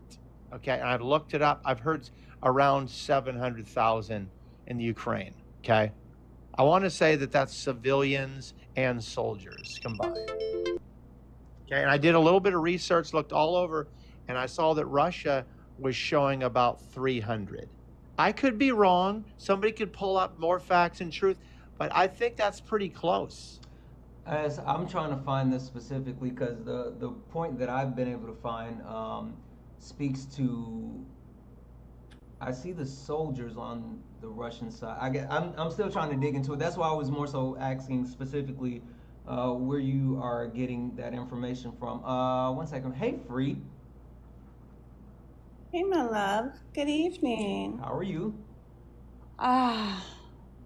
I'm coping. We just got news that GSA will be shutting down all of Portland's government facilities to include Department of Energy here, which maintains the grid for California, Oregon, and Washington. My love. And that's what my husband does. And so he is looking at how this is going to impact us after just buying a new home and moving here for this job. We moved here for this job. Yeah, that is insane. So we're coping, and I heard you guys talking about Ukraine. You know my background. I do, and I knew that you would probably be able to point me in the right direction as far as finding the numbers as well. Yeah, I'm looking for that too. Normally, DoD would still keep track of a war, even if we're not. So that's what I'm looking. If I could, real quick. Okay, I was talking, but go ahead. Go ahead, Bob. Oh, I was trying to give you the numbers, but I can wait. Wait, do go you know ahead, where Bob. yeah, I mean, if you have, yeah, sure. Because I'm trying to find it. Christian? Go ahead, Christian. I'm serious. Well, I'm not that stressed. so 40. So okay, Ukraine has lost 46,000 Source, soldiers that baby. have Wait, been wait, no, killed. Christian. where are you Christian. pulling the Source. information Yeah. from? Yeah, I want to read it with you. That's the biggest thing that we're looking for. Because I see a lot of like random numbers coming around, and I'm just trying to find specifically where it is. Hey, Santana. Yes. Are you in Washington State? I am. I've told you this before. You just don't listen. No, you don't listen. I was thinking that was the Cougs. No, but sorry, the Cougs. I was thinking it must not be Washington because I know their Cougs suck. But just had to make that claim. I'm just saying. Sorry, I had to take a cheap shot. I see. Christian, can you give the website you're getting that from so that I can look it up too? Do you mind? Free, did you guys ever think about going to Idaho? I'm black. Why the fuck would I do that? Free Because the language. economy is thriving. Hold on. I'm Language. sorry. This is late nights. Excusez-moi. Wow. I am no. Okay. All right. Yes, sir. Yes. What and is done. happening? I'm Oh, sorry. It shocked me. what is happening? Just popped up in here. It shocked me, Santana. It shocked me. I'm like, what do I look like? I would no. As a matter So wait, of fact, are you saying there's no black people in Idaho? Nope, I didn't say that. You can gaslight someone else. Hold on. You can gaslight. Wait 1 second, everybody. Liam, language. This is late nights. Also, too, yeah, there are barely any black people in Idaho. We've already looked up the numbers. It's like sundown. it's a very, very small percentage. Who's ain't going over there? He's telling me to go to a sundown. I don't know. Oh my God. Grandma Jessica. Hold Grandma on. Jessica. He asked me to go to a sundown. Just went to the state. race car, didn't we? He asked me to go to a sundown state, Grandma Jessica. Oh my God. I know he playing. I have I no can't idea. what's play happening. Over there. I can't do that. I mean, listen, Santana's thanking people for $20 bills, which is Andrew Jackson. I mean, what's the big deal, you know? I have no I'm idea indigenous and black, sir. You just keep digging that hole with me. You keep going. Don't do it, baby. Oh. Native shout out. I'm mixed too, native and black. This ain't what you want. And you're a Republican? No, we not the same. Well, I'm not Republican. I'm a Okay, conservative. okay, baby. Thank you. Don't do that to me. Don't break my Okay. Can we go back? Hold on, because we just Sorry, lost the Santana. point. I don't know what's happening. We have apparently Grandma Jessica on the panel. Like, there is a lot happening. There's a lot happening right now. I'm a little bit taken back. Let me just do this real quick, guys. Debbie's in the chat for Christina. Christina sent a $5 donation saying, when people say we shouldn't pay for this war/weapons, I always ask, what do you think happens if we didn't? What happens next, Liam? W's in the chat for Christina for that $5 donation, guys. That means that now we're only $195 from closing out our nightly donation goal. Cash App, PayPal, Venmo, all of the pay links are in the link tree in the bio. Santana Speaks 24 is the best way to support the live. If you enjoy the information, education, entertainment, please consider donating. Everything is accepted. Anything is appreciated. Can I give a number to help out here with the casual? Oh, he left. Oh. Yeah, he did. But I would love to, like that number. I can't substantiate that number. I would love to be able to. And I got it from Congress too. I got it from Congress.gov too. Same. That's what I And the did. numbers Yeah. on Congress.gov were much lower too. Yeah. And that's what I found as well, and that's why I was trying to find out where specifically that number was located. I am on. I was gonna say, for these numbers, I specifically went to a few websites. I went to Political, I went to Statista, and also went to DW to compare and contrast the numbers.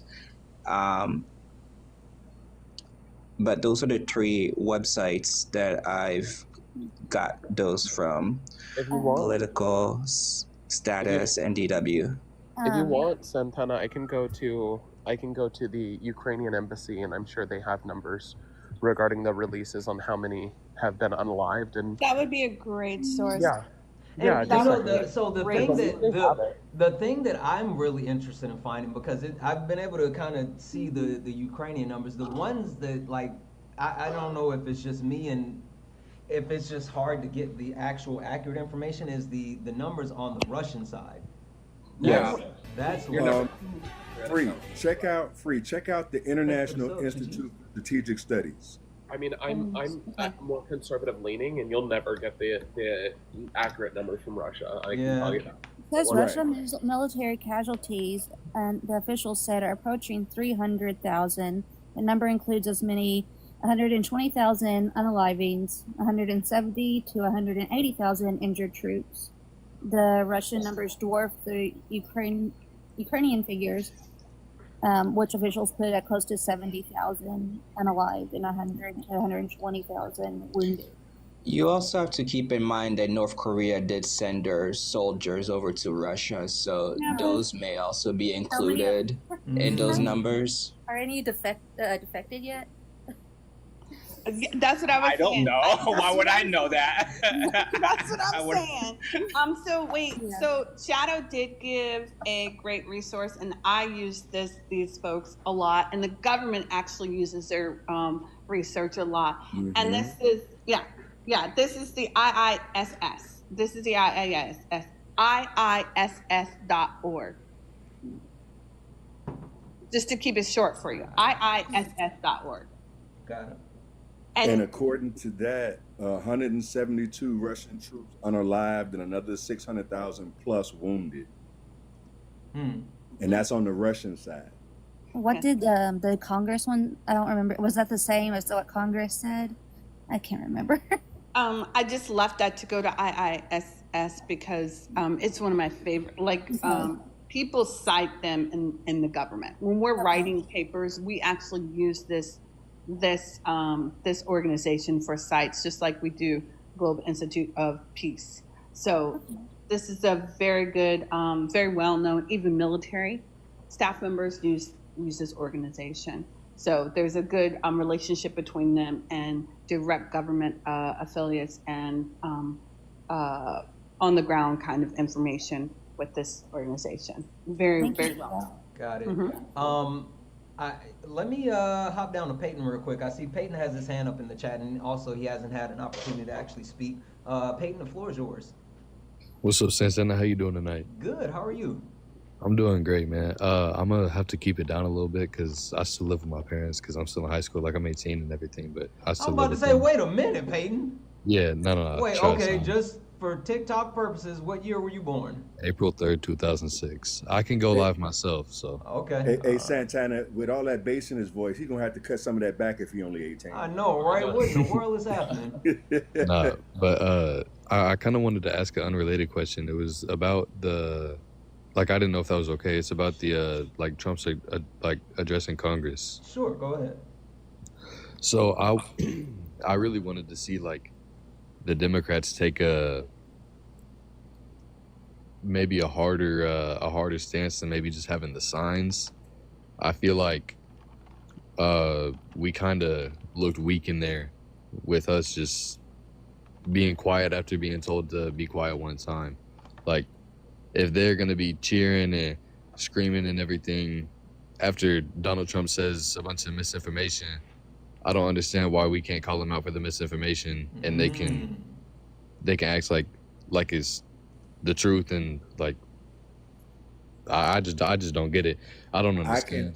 I get your point, and I can somewhat agree with you, maybe more depending on what happens tomorrow, right?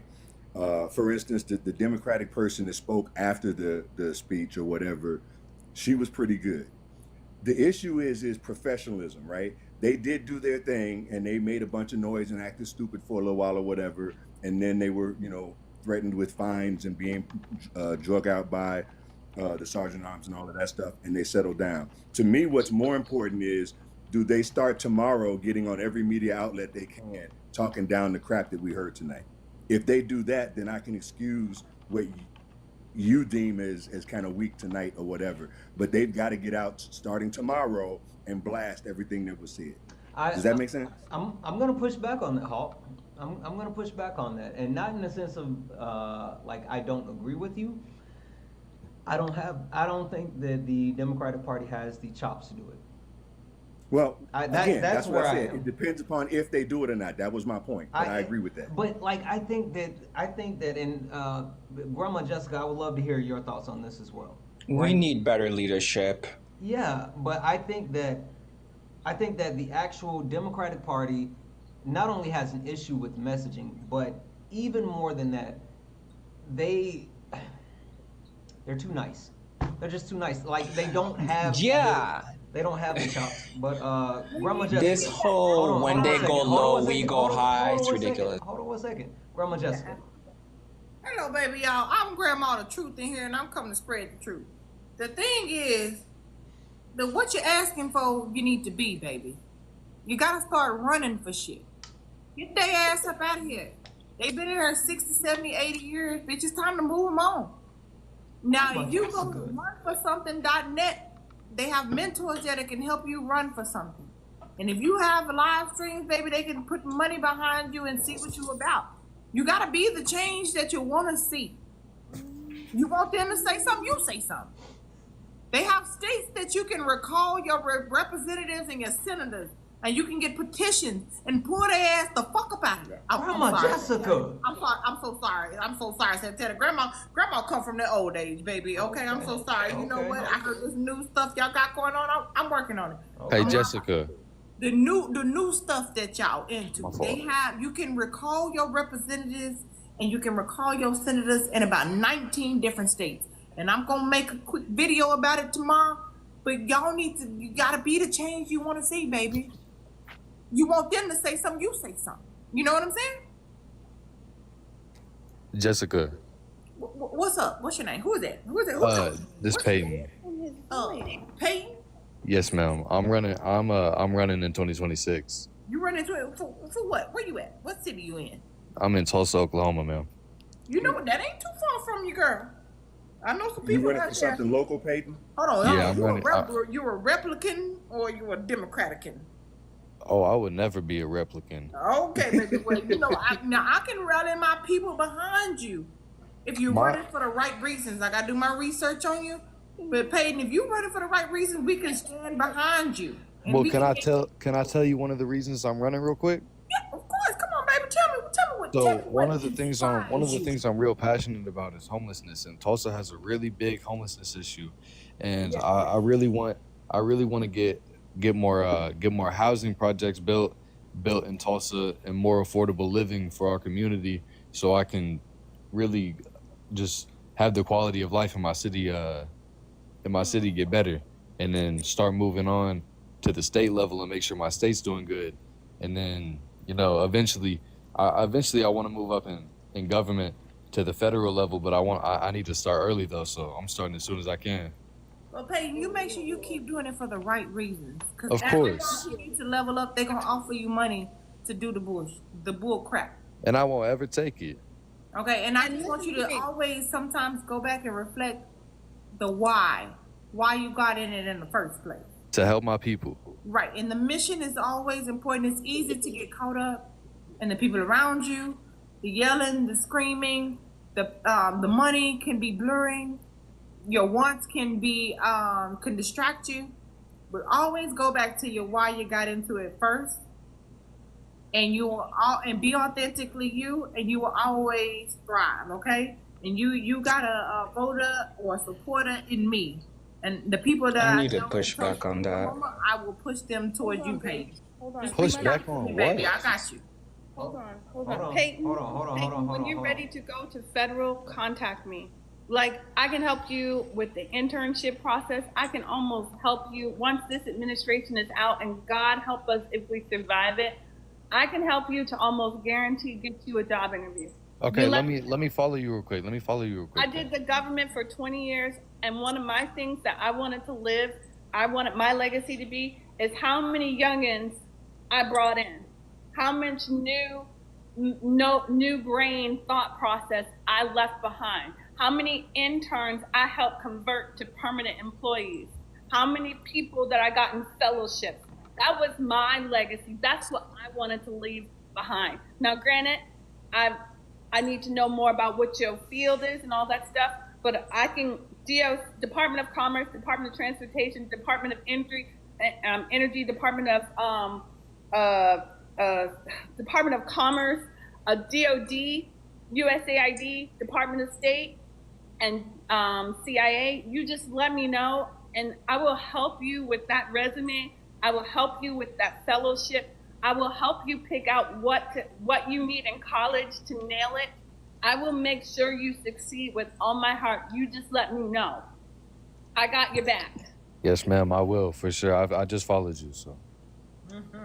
Hold on, because I want to come to publication. I'm sorry, that's just really unrealistic. Like, hold on, everybody, listen. I know, mute up, especially while the host is talking. Guys, W's in the chat for Lady Ball. Lady Ball sent a $5 donation saying, Louisiana here. I pray U.S. lights doesn't go off. I know that's right.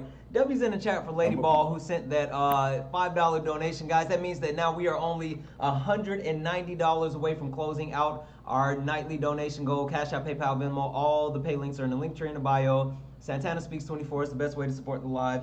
If you enjoy the information, education, entertainment, please consider donating. Everything is accepted. Anything is appreciated. You can also send a super chat over on YouTube. So if you want to donate, you can donate there. I want to come to Republication because Republication had his hand up, but I do want to come back to Christian after that because I definitely want to hear what Christian has to say. But Republication first, then Christian. Yeah, I do want to state the numbers are actually widely being disputed among Ukrainian and their own departments. Actually, what I find it interesting because it was Zelensky that stated there are around 80,000, and then there's 50,000 was an approximate figure, 60 to 100,000, and 400,000 injured. I mean, there's been like wide speculation as to how many people have been injured versus how many people have been directly unalived, and it's just really interesting. I'm finding like this convoluted loop and kind of going all over the place, finding the links, finding the sources, and it's hard to tell. I just wanted to say that in general, but I do have to drop down because I have work at wait, hold on. Okay, so I'm gonna read this off. Just know that this is not me. I didn't say it. Okay? Just be clear for everybody. Just so everybody knows. Actually, first, let me read this one first. You're saying I'm cute, huh? Hold on 1 second. First, W's in the chat for Alana. Alana sent a $1 donation, and Alana said, "I'm sorry I can't do more. Things are hard for a lot of us, but you work so hard for all of us. You're always there and helping push us in the right direction. Thank you for letting me speak on the panel." Listen. Oh, that's Kicks. Listen, Kicks. Thank you. Period. When I'm so serious when I say anything is accepted and everything is appreciated, I truly mean that. You know, just for a simple fact, I love how much of a part of our community that you are. You're absolutely amazing. You never have to say sorry for anything that you do, even if it's just showing up and tapping the screen, right? That's more than enough. If anyone can ever donate, then that's also awesome. But like just being here is more than enough. So thank you so much for that. So let's get a million W's in the chat. I want to see it over on TikTok. Hey, W's in the chat for Black Swan. I want to see 1 million W's in the chat on TikTok. I want to see W's in the chat on Twitch. I want to see W's on the chat in YouTube. I want to see them everywhere for Kicks. Now, with that being said, I'm going to read off this next donation. And again, it's not my words. I'm just reading the donation. That being said, W's in the chat for Grandma Jessica. And I know I said that this is late nights, and I'm hoping my mom isn't watching right now, but I'm going to read the message as it says. What did you do, Jessica? Hold on 1 second. Hold on. We know it was W's something in the good. chat for Grandma Jessica, who said, "Tell Republication to shut the fuck up." Thank you so much for that $10 donation, Grandma Jessica. Guys, Cash App, PayPal, Venmo, all of my pay links are in the link tree in the bio. Santana Speaks 24 is the best way to support the live. We still have $179 in our nightly donation goal. There's 515 of us watching. We can knock that out. Everything is accepted. Anything is appreciated. Even super chats over on YouTube. Okay. So, Santana, if I can respond to that last thing Republication said. Sure. So, first of all, those numbers are estimates and they're going to be estimates. We have to remember that this is an ongoing situation. We won't have accurate numbers until well after it's over. As of right now, both sides, because think about it. If I'm on the losing side, I'm not going to report how bad I'm being, beat up or whatever to my enemy, right? And vice versa. So neither one of them are giving accurate numbers, and they won't until it's over. So that's why it's difficult to find some hard number or whatever like you're looking for. We're in the middle of an ongoing conflict. So yeah, no, I 100% agree with that. I do think it's interesting because I'm going back and forth between specifically Ukrainian from the Ukrainian consulate. So I find that interesting because they quoted their Kiev Independent, and then the Kiev Independent had stated within that same article that there was like some dispute that's going on, and it just kind of led me down a little bit of a rabbit hole. So it's not that it's inaccurate or that it's strange. It's just odd the way it was linked together. But you also have to understand that they have different motivations for doing that, right? I'm not saying there's any nefarious or anything like that. No. But listen to what I'm saying. On the home front, they may be trying to recruit more. So they might manipulate the numbers in order to get more recruits to enlist or whatever. On the international front, they're trying to downplay whatever it is because they don't want the enemy to think that they have an upper hand. So all of those numbers on some level are being manipulated as we speak, And right? that Again, is we won't something have that I accurate saw as numbers well. until it's over. Yeah.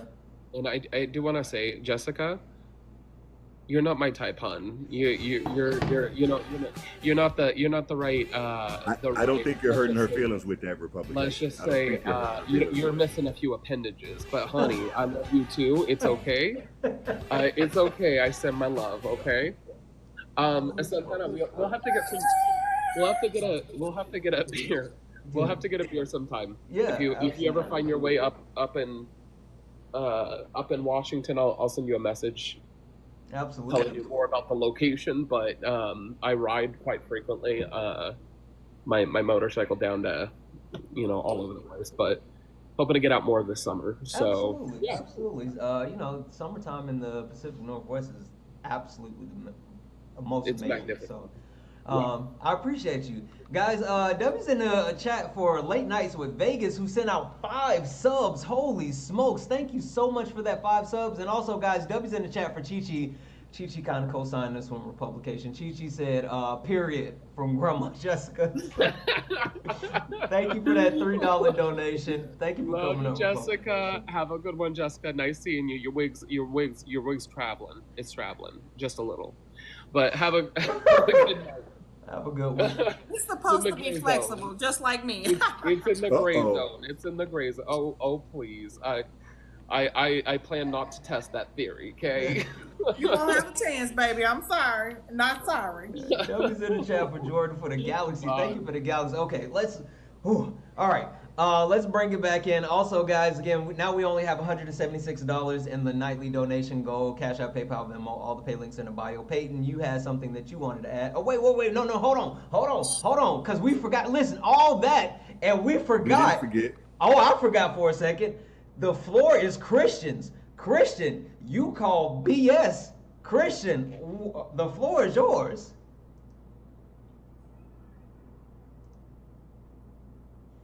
Santana, I just wanted to ask if I could respond to Chris. So, I'm gonna keep this as simple as possible The floor is all the way yours. I feel many of you, especially Grandma, whatever her name is being completely unrealistic. And here's the thing. Even though you want change, you can wish for change, you can wish to be the best person to make the change, you need to understand something. And these are the facts. It's that we live in a system that doesn't just allow anybody to just walk into Congress and start making changes. If it were that easy, then you would have had senators like AOC, Jasmine Crockett, Bernie Sanders, and so on and so forth making those changes. But they haven't been able to make those changes because they just can't walk up in there and start making those changes. First of all, let me start off with the fact that it costs an average of approximately, so in 2008, the average cost of winning a House seat was about 1.8 million to 6.5 million for a Senate seat. And that's just to run or to win a seat.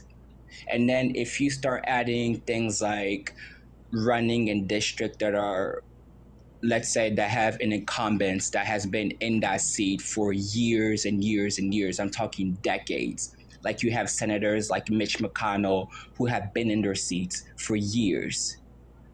Like, you're not just gonna walk up in there and think that you're just gonna kick them off and it's gonna be that easy. It's not gonna be like that. You have to have a plan. When people say that, oh, well, we need to, something needs to happen, we need to make change, we need to do this, we need to do that. It's like, okay, well, that's great in theory, but what's your plan? How are you gonna make it work? You need a plan. You need a well thought out plan. You don't have a well thought out plan. So but you're thinking that you're just gonna walk up in there and all these people that have been in Congress for decades are just gonna let you come up in there and run things. Hold on, Free. Let me finish, okay? Hold on, everybody. Santana, can he land the plane? Yeah, okay, hold on. Let me finish. Go ahead, Christian. Here's the thing. Because a lot of you are starting to get, frustrated or offended or whatever. If you get offended, that's your feelings. I'm trying to tell you the facts. They're not facts. Those are your opinions. Those are not facts. They're not opinions. They're facts. Hold on. Let's do this. If there were opinions, then guess what? Hold on one second. Well, let me just say this. No, hold on one second. This is what I'm going to do. Everybody, I need everybody on mute. Christian, I'm going to give you 30 seconds to go ahead and land your plane.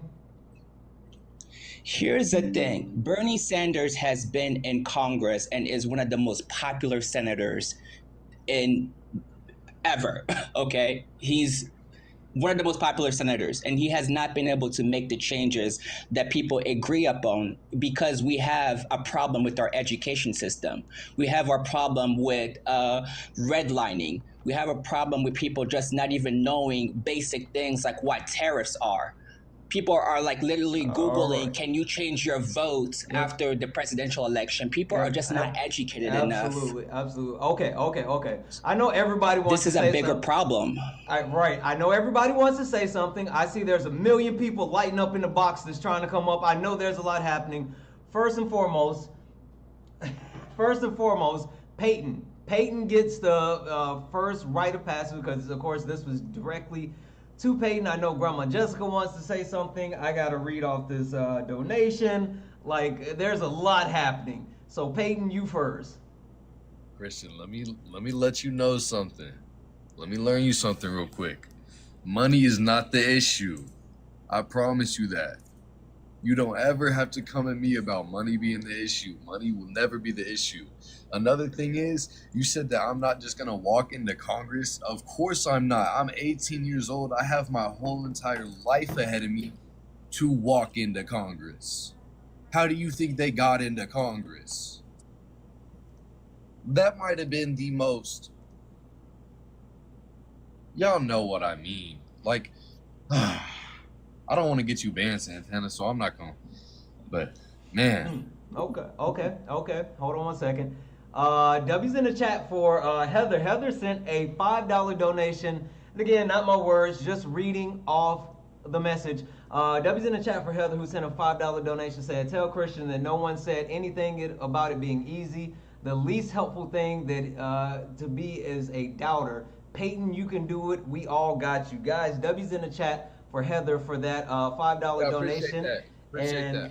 Yep, and guys, that means we're only $171 away from closing out our nightly donation goal. We got 530 people here. We can definitely do that. Cash App, PayPal, Venmo, all of my pay links are in the link tree in the bio. If 171 people send $1, we can close that out. Or if you're over on YouTube and you want to donate, you can definitely do so at Super Chat.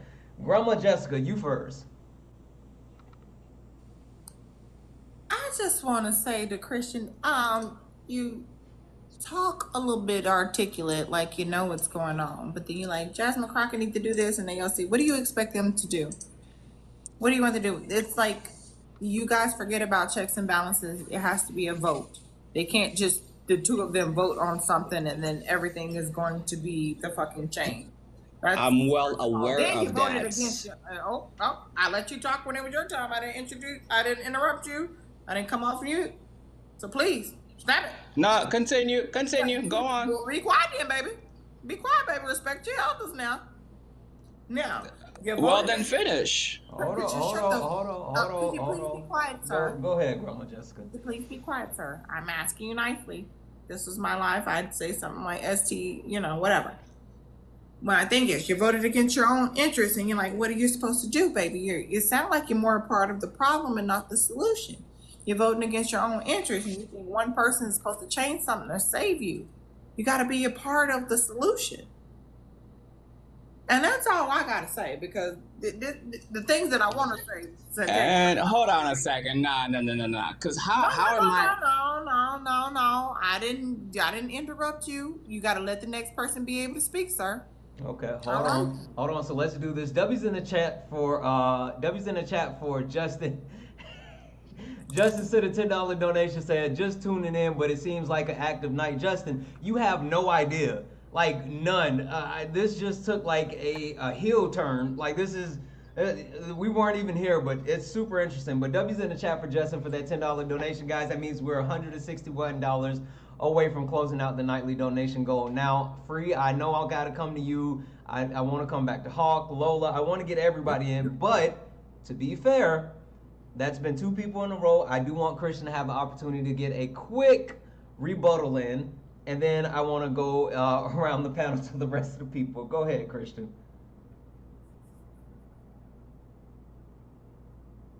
He ain't even listening. I'm just saying, here's the thing. Here's the thing. I'm a realist. I'm not into like. Hold on, Hawk. Hold on, I said Hawk. it out loud. This I'm is sorry. late night. That's your I thought problem. I was on mute. Hold on. I thought I was on mute. That's your problem. You know what? You're so small-minded and so insecure about your feelings that you can't even control your emotions about how you. I apologize, Santana. I thought I was on mute. Guys, holy smoke! Don't mute him. It's okay. Hold on. Okay, Christian, the floor is yours.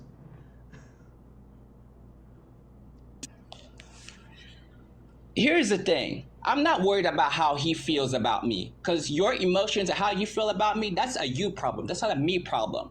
I'm telling you how things work. I'm telling you that there have been people in there in this system trying to make changes. You think Obama just walked up in there and they allowed him to make changes? They tried everything to bring this man down. Like, they didn't allow him to get anything done, even nominate the Supreme Court people that he wanted to nominate. Like, that is the thing that I'm trying to say. I'm being a realist. This is not some fairy tale magic BS type of thing that you all are trying to, we can just, I'm going to run and I'm going to win. You may not even win. You don't know that. And I'm not saying you're not going to win. I'm just saying that you have to be realistic.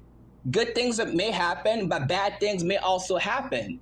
And you also need to understand that this country has been built on institutionalized racism.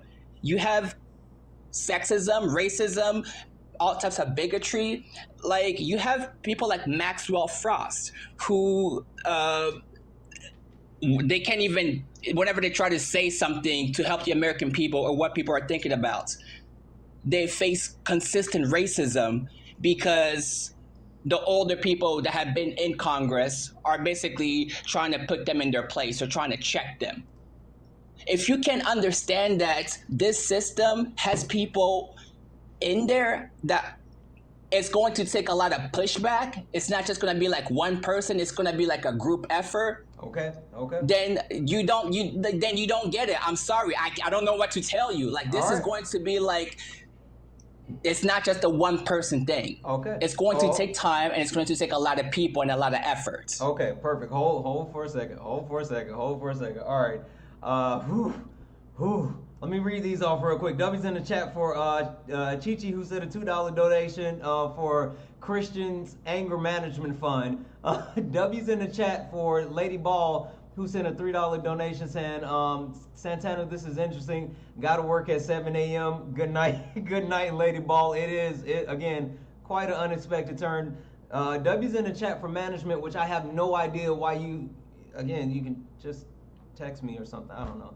Oh, you've been sending. I didn't see those. Okay, I'm sorry. W's in the chat for management said this might be the night that I might come up. Well, we'll clear a spot on the panel if that's the decision. Also, guys, W's in the chat for Heather, who sent a $3 donation saying because we need people to vote the right people in, it's on us.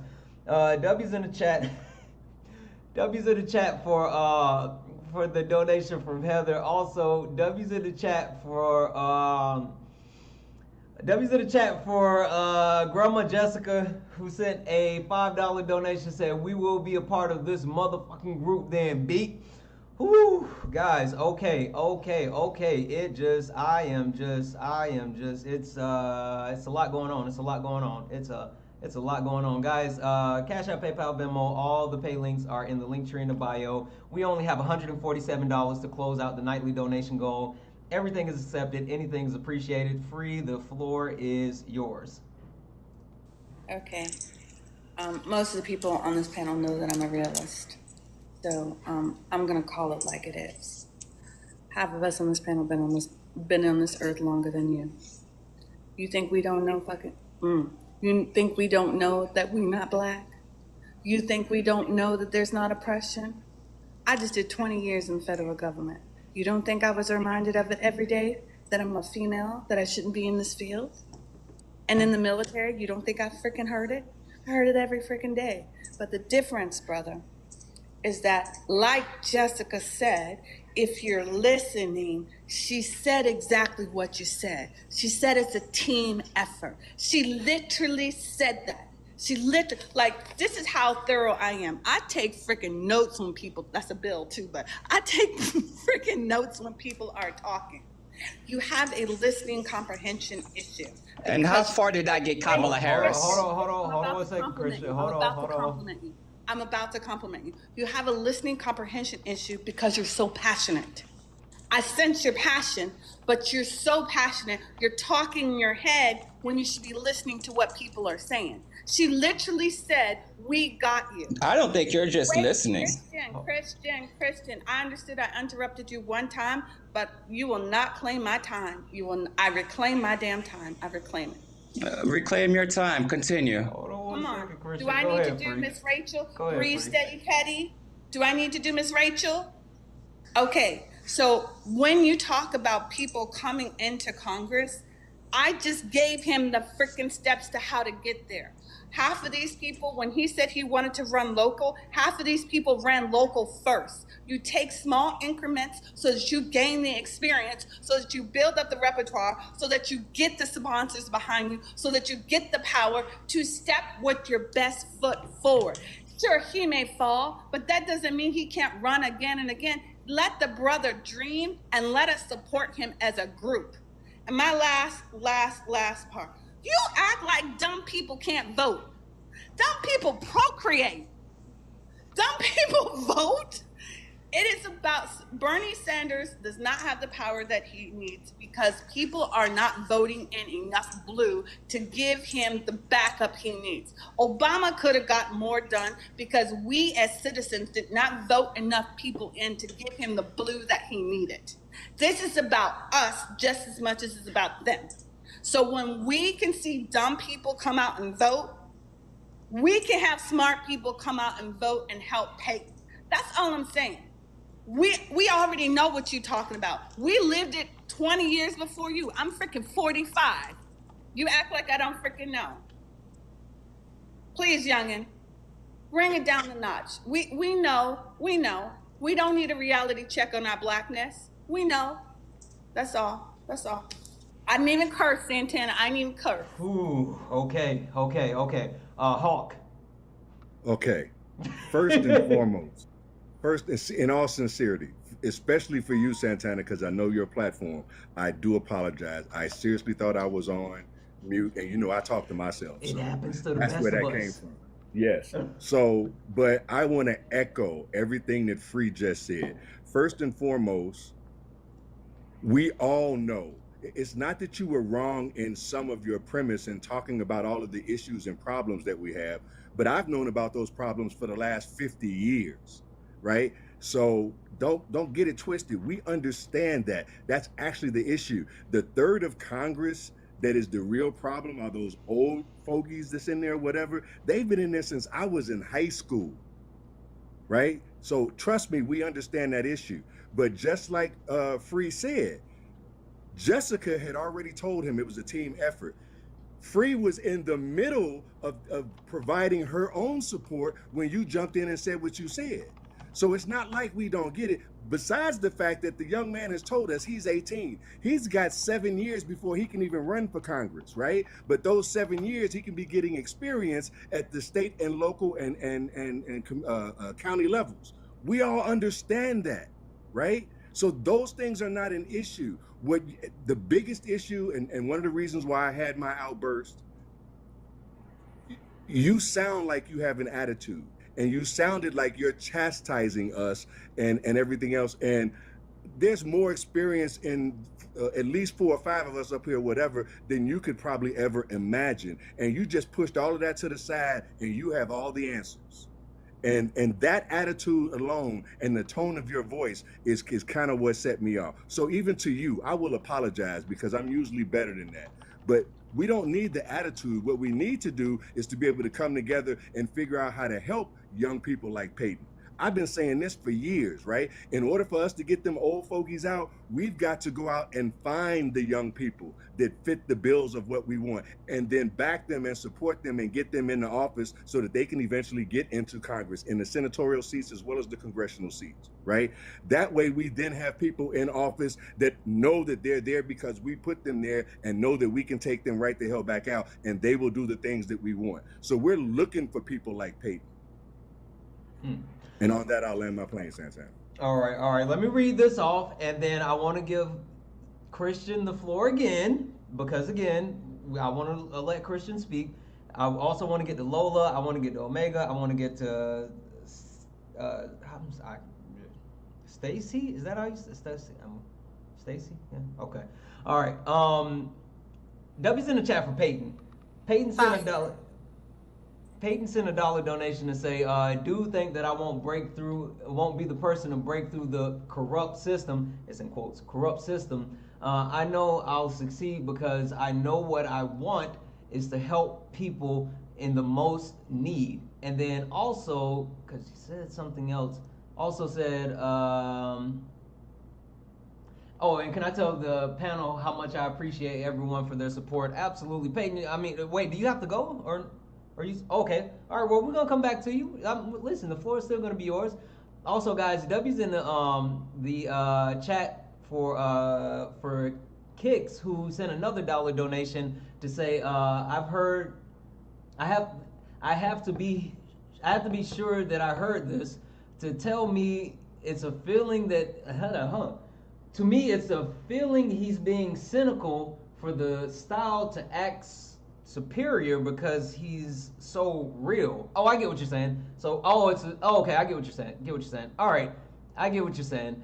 Guys, W's in the chat for Kicks and also for Peyton for those $1 donations. Guys, that means now we are only $145 away from closing out our nightly donation goal. If 145 people send $1, we can close it out. Cash App, PayPal, Venmo, all the pay links are in the link tree in the bio. Santana Speaks 24 is the best way to support the live. Also, we do have super chats over on YouTube. Also, if you're watching on YouTube, and I see Jessica Simone is over on YouTube, which is a good thing because Grandma Jessica's on TikTok. But with that being said, if you're over on YouTube and you want to send a donation, you do have the ability to send super chats. Everything is accepted, anything's appreciated. Christian, the floor is yours, my friend.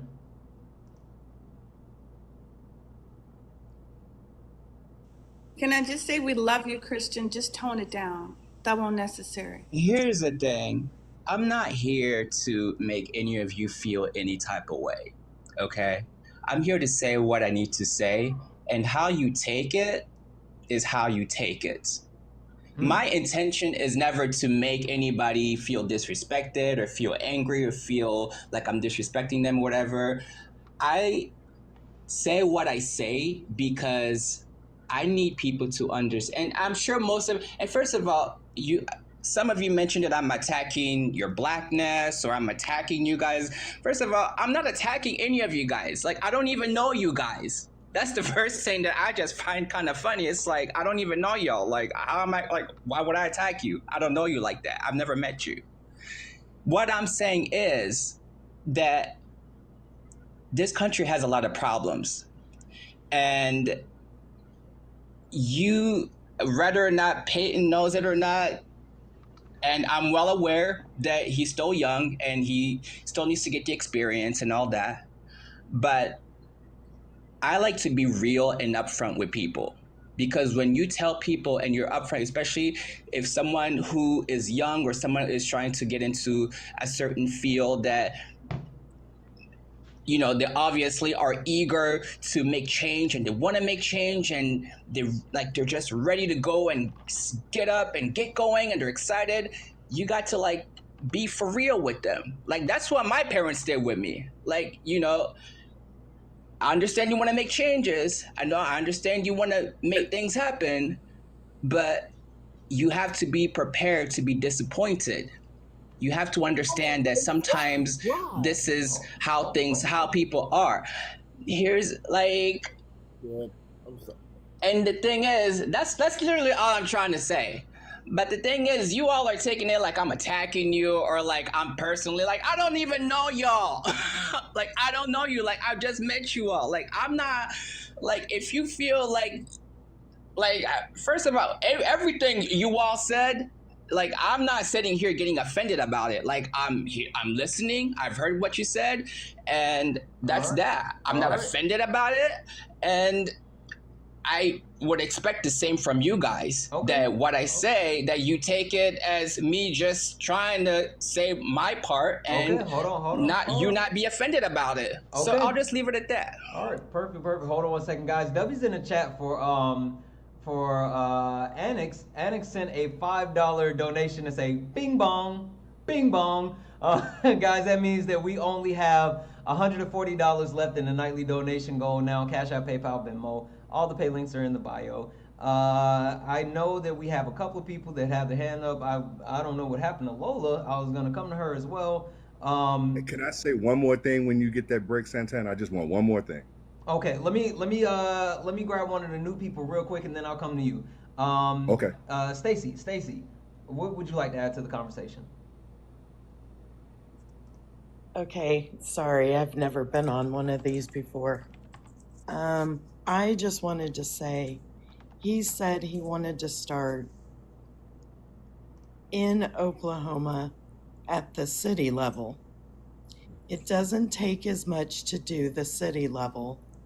And the fact that he wants to do Oklahoma, which is a very red state, because it's the state right next to mine, which is also red, I'm giving him props for that. Absolutely. Perfect. Thank you so much for that, Stacy. We're gonna come to Hawk. W's in the chat for Felicia. Felicia sent a $2 donation saying, Black people have stood up to the problems all our lives, and we're not sitting back in the back of the bus because you think it's comfortable. W's in the chat for Felicia for that $2 donation. Hawk, the floor is yours.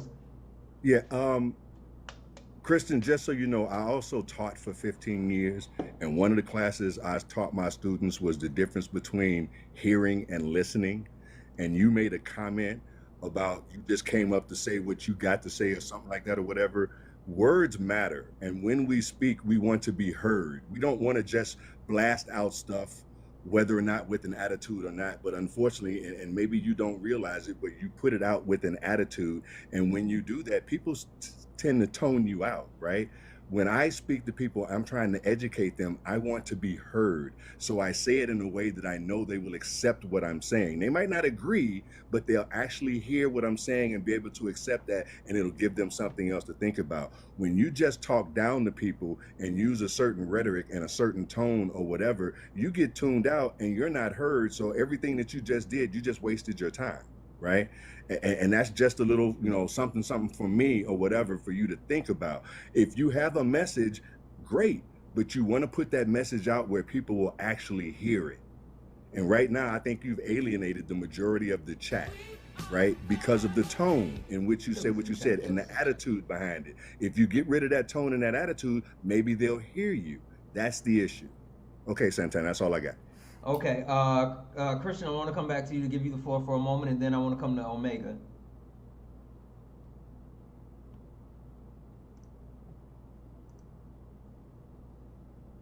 To say, I've said all I needed to say, and again, how you feel about my tone, again, yeah, maybe my tone might have been offending to you, or maybe you might have been offended by my tone, but I've made it clear, crystal clear, that I'm not on here to offend anyone, to disrespect anyone, or anything like that. But if you feel offended or you feel some type of way about how I said a certain something or how I said it or my tone or whatever, okay, that's fair reasoning. You're entitled to your opinion. And of course, I'm also entitled to say that, well, I didn't mean it to like offend you or make you feel any type of way. I don't even know you like that. I'm just on here to just pass the time and listen to what you all have to say and have a conversation. And whether or not you want to receive what I say, that's on you. Like, I'm not forcing you to accept what I say. I'm not forcing you to, you could take the advice, you can take it, or you don't. Either way, I'm not gonna lose any sleep over it. Okay? Again, if you feel offended, I'm sorry you feel offended. My goal is not to disrespect and make you feel any type of way. And that's it. So, Okay. I'll just leave it at that. Okay. 1 second here. 1 second Jessica, here. put your ear to the box. Put your ear to the box. Oh, okay. All right. I know we got hands up, and I know Jessica, you want to talk. Peyton, you want to talk. I want to get a chance to let Omega speak because he hasn't said anything yet, and then we'll go to the hands, and we'll just go from there. Yeah, go ahead, Omega. Okay. First off, Christian, you come off very disingenuous because you say you don't mean to offend people, but you do. Free and Hawk said, you got to be the change you want to see. And Jessica said, you got to be the change you want to see. The fact is that all your complaining isn't helping the situation that we're in right now. This young man wants to actually go out and do something positive. What are you doing in your community to help better the situation that we're in, instead of being negative and disingenuous? I mean, like they said, this young man has years before he runs for state and the Senate or Congress. You know what I'm saying? So instead of being one of these people that are constantly downing this man, bashing him before he gets out of the gate, why not congratulate him and uplift him to the point where he can actually feel like he can actually succeed? This right here is not productive at all, bro. And I know you're not going to hear it because you are the type of person that only hears what you want to hear. That's the way you move through life. I can tell because I've met many people like you that only want to be heard and don't want to hear. But if you quit, and I do appreciate the fact that you're so passionate, but your passion is very misdirected and very misguided. Instead of telling people what they can do, why don't you tell people what they can do and point them in that direction and give them a gentle push. This right here is counterproductive, and this is not what we need. All right. Let me read this off. 1 second here. Guys, W's in the chat for Justin. Justin sent a $5 donation saying, Hawk is so real for that. Absolute facts. W's in the chat for Justin for that $5 donation. W's in the chat for Hawk for dropping that knowledge. Guys, that means that now we are only $133 away from closing out our nightly donation goal. We got 530 people here watching. I know we can do it. Cash App, PayPal, Venmo, all of my pay links are in the link tree in the bio. If 133 people send $1, we can close out our nightly donation goal. Also, if you're over on YouTube, you can definitely do super chats. With that being said, let's circle back around. Peyton, I kind of want to save you for last. Okay, Jessica. Can I say one more thing? Just one quick thing. Yeah. Christian says that one person can invoke change or cause a wave. Do you not notice that Donald Trump was just one person and got all these people behind him? That's not what I said. Talking random. I didn't say that. You did say it, bro. You said that. I said that all of those people have been in there for years, yet they haven't made the change that they all wanted to make individually. You're just talking to respond. I'm saying you just said exactly what I said. You said these people cannot invoke change. This one man invoked enough change that he's fucking up our country. So the fact is, everybody's behind. All these Republicans are behind him. So one person can't actually create change, whether it's for good or bad. And instead of downing this man before he even gets out the gate, you uplift him. That's all I'm saying. Okay, all right. Real quick, guys. W's in the chat for Sylvia over on YouTube, who sent a $5 super chat to say, he who refuses to clarify or accept criticism does not have a true message.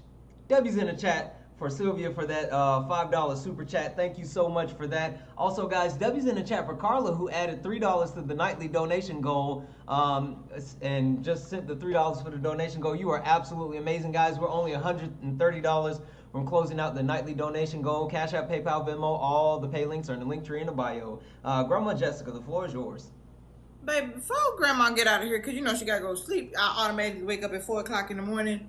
I was taking a little notes here because I wanted to be very patient. Mm-hmm. You're not giving us advice, baby. You gaslighting us. You have me clutching my pearls over here. Clutching all my pearls. No one is giving you advice. Be quiet, baby. I gave you all the respect that you needed, and I'm asking for that same respect. Thank you. Go on mute. Now, you're gaslighting us, saying that I don't mean to be disingenuous. You do mean to be disingenuous. You do mean to offend. I don't know particularly, of course, because I don't know you, what it is, whatever trauma that you're dealing with, but you need that attention. You need to offend. You need to get people riled up. Excuse you, but I don't need to offend anybody. I don't need. Hold on. Can I get some dogs in the chat, please? Can I get some dogs in the chat, please? Because only hit dogs holler. Right? You wouldn't know. Yeah, babe, I'm a fucking dog. I'm dog walking your ass right now. You ready? Okay, I guess you're Hold on, Christian. I promise you I'm going to come back to you. Just give me a second, my friend. Did I give Christian respect? You did. Everybody's been on mute. Go ahead, Grandma Jessica. The floor is yours. And Christian, I'm coming to you right after. I promise. It's not advice. It's gaslighting. I don't mean to offend, but you say shit that you know that is going to offend people and say, I don't mean to offend you. That is gaslighting, telling them they're wrong, you know, insinuating that they're wrong to be offended the way that they feel, you know. What's the other thing? This is your mama could be shit what you want to. I don't even know what the fuck I was gonna say. But my thing is, I want to piggyback off of Hawk as well. This is a team effort. I would never want you to be on my team. You are defeated. You see what they have happened and think that nobody can fucking win. We rally behind you, Peyton.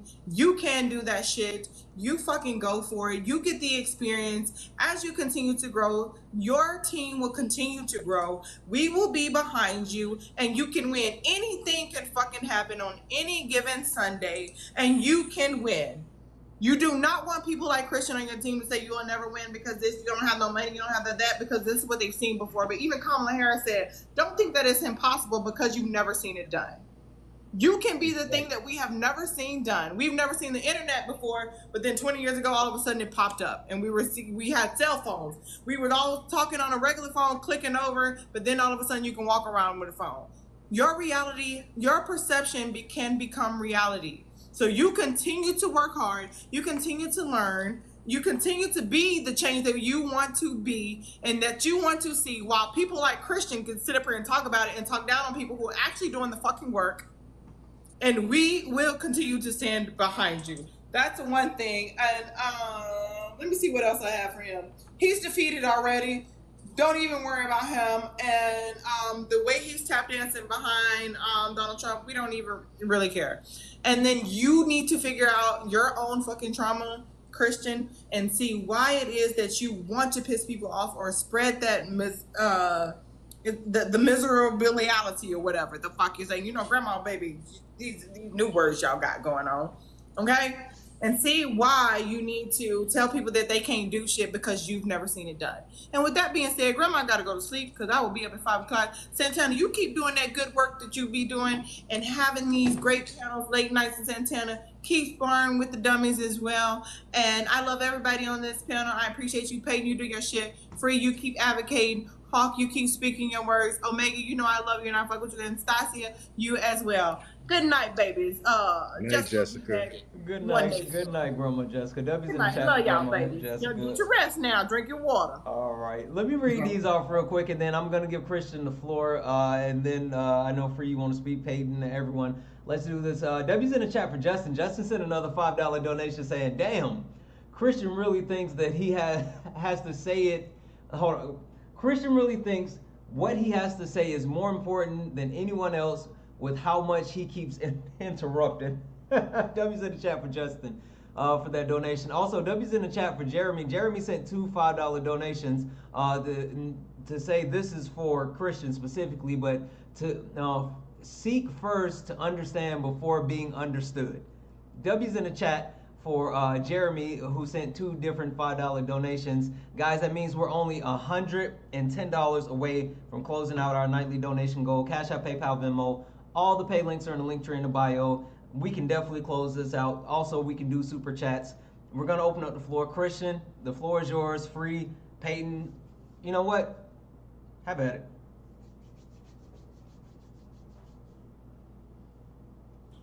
Do you mean free fall? No. Christian first, but then yes, everyone can. Yeah. Wait, when did you ever do that?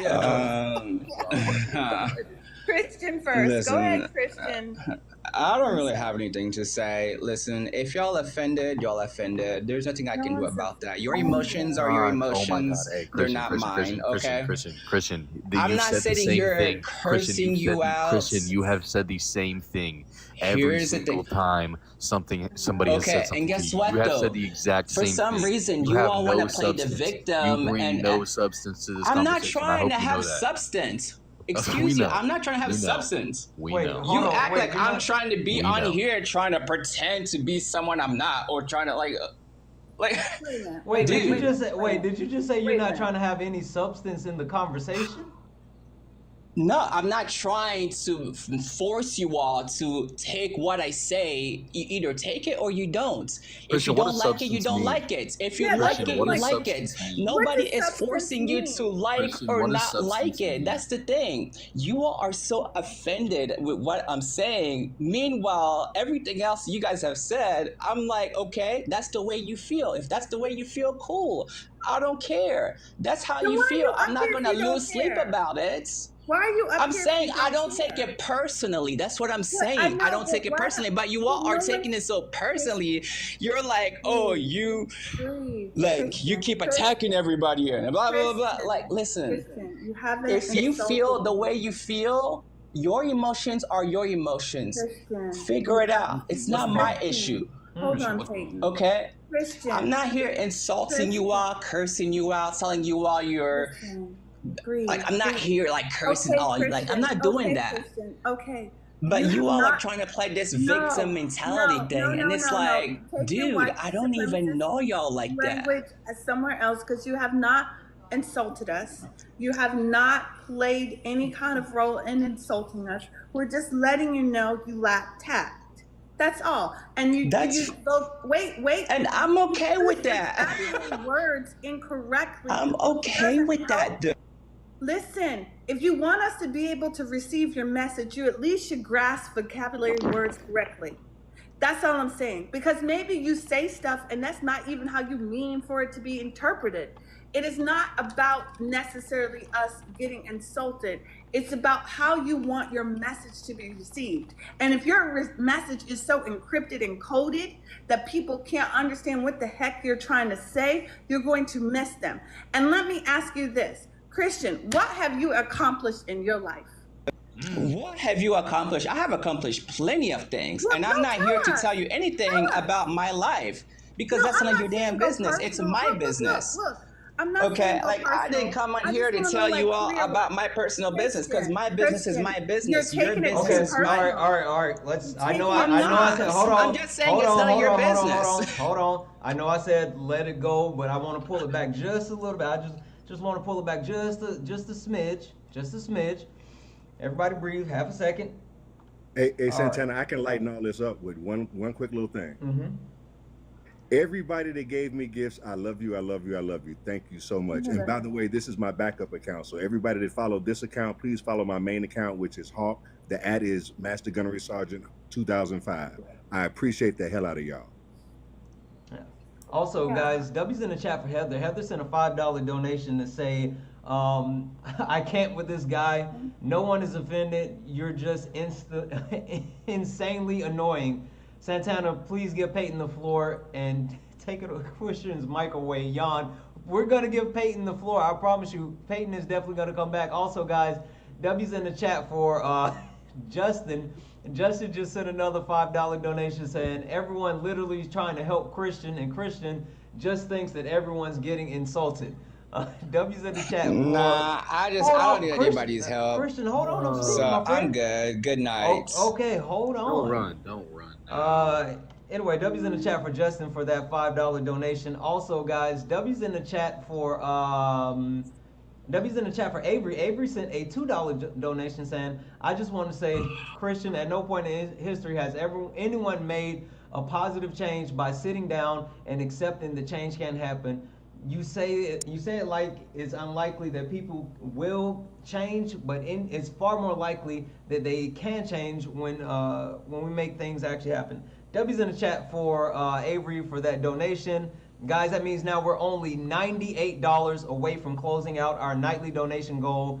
Cash App, PayPal, Venmo, all the pay links are in the link tree in the bio. Santana Speaks 24, best way to support the live. Christian ran. Christian, why did you go? Santana, I know sometimes it's hard to sit in the box, but Christian, you were here. You actually had more leeway than just about everybody else on the panel. Ooh. Santana, remember we had that conversation a while back and I told you about self-awareness? Yeah. This was an excellent opportunity for that young man to discover some self-awareness because everybody, even the 650 people that's in the chat is telling him the same thing and he's not listening. Yeah. Right? If that many people, again, something else I used to tell my students, if everybody else is telling you wrong, you need to at least think, maybe I'm wrong. Now, you might not be, but you have to look and make sure. And he refuses to even look, and that's a scary thing. Yeah. I never got to finish what I was saying to him. I wanted to know what he has accomplished because he came off as if he had accomplished so much in his young life. And maybe that needed to be celebrated. And maybe there was information we could have taken from that to say, you know what, well, damn, man, you have accomplished a lot, but just because you become successful in life doesn't mean that you're the only leader in the room. Some people think that leadership only comes from the top when leadership is supposed to come from both ways. You're supposed to be able to listen to your subordinates or people who are younger than you, and you're supposed to also respect those who are older than you, because maybe they fell and landed flat on their face a couple of times, and they can prevent you from falling one of those times. But he didn't want to hear any of that. And I really wanted to hear it, because I was like, if he said something that's, you know, even somewhat decent to stand on, I can give him a little bit more grace. But the more he talked, the more I could tell that he was a con artist. He actually hasn't accomplished anything. He's hypering himself up to be bigger than what he is, so that he can feel. He needs someone to feel, and he doesn't even know he does it. He needs someone to feel inferior to him, so that he can feel superior. Right. And I didn't want to like just call it out like that, but you know I will sometimes. Well, Jessica knows I have a mouth. And so, but, like, this is the thing, right? And I do want to kind of, because one, I want to give Peyton the floor, but then I do want to kind of wrap this all up in a bow. Let's definitely be. Oh, thank you so much for the money gun. Let's understand where like this all happened, right? Because for anyone, I know we have 580 people in here, and there might be some people who think that he came up and this was just a whole like debate type of. No, Christian is someone who is not a quote unquote Trump supporter or anything along those lines. Christian actually just took the stance that because Peyton said that he was wants to run for office in Oklahoma and all this other stuff. He wants to be a change, and Christian, who supposedly voted Democrat, made the statement that it's not that easy. It's pie in the sky basically, and you need to be real about the situation. You got to have money and all this, and it was just a whole soliloquy of things. Anyway, but like it was so interesting to hear like the whole thought process around basically telling someone that's 18 years old, or even telling someone who's like, oh, I want to make a change, that basically you can't make a change. With that being said, Peyton, I want to come back to you. I want to give you the floor. First of all, Santana, you can hear me all right? All right. I just wanted to thank you for letting me come on here. I really appreciate the opportunity to speak in front of this many people. Everybody else on the panel, Jessica, Free, Shadow, Omega, I want to thank all of y'all too for your support. Everybody in the chat, I want to thank for your support. I really just want to create change in a positive way. I want to see people stop struggling. That's the main thing. Whenever I drive through downtown Tulsa and I see so many people on the street, so many people cold, so many people under bridges and blankets wrapped up at night, when I'm like, I'm so privileged. I get to go to Oklahoma City and I get to go to basketball games. But whenever I walk into a basketball game, I see somebody bundled up in a blanket downtown while it's negative 30 degrees outside. Like I don't think that should be the case. I think those people, I think they deserve a right to have a stable house and electricity, water, heat. I think they have just as amount of right to all of those things as we do. Homelessness is like one of the main things that I focus on because I'm so impacted by it. I see it so often. It's all around my community. And, with Oklahoma being a fully red state, the only state that every single county voted all red, we can make the correlation of why our state is struggling. It has been Republican led for so long. And I just want to make the people of Oklahoma feel the same way about it that I do. We need change in Oklahoma. We need it now. And if we continue this way with complete Republican government, our state is going to continue to go down the gutter more than it already is. Absolutely. And, it really just hurts to see it because I'm going to be out of high school soon, real soon, like 2 months. And there's going to be a whole nother cycle of kids that are going to have to go through the same schooling process that I did. And I'm going to have to worry if they have the same opportunity to go to a classroom and have schools funded and teachers that can work and teachers that can teach them. And I'm going to have to worry about that whenever I should be worried about children should be one thing that I should not have to worry about. Education should be one thing that I should not have to worry about. That should be the top priority for everybody. But I don't know. The government in Oklahoma seems to neglect it. I believe we're 49th in the country in education. That needs to change, and I want to be able to make that change. We have a terrible homeless problem. We need to make change, and I am going to be the person to try to lead that change. I really appreciate all of your guys' support. It means the absolute world. And if I had to thank Donald Trump for one thing, it would be for being such a terrible politician. He got me into politics. Mm-hmm. And with that, I appreciate everybody. I would appreciate all of y'all's support. Y'all mean the world to me. Like, Yes. seriously.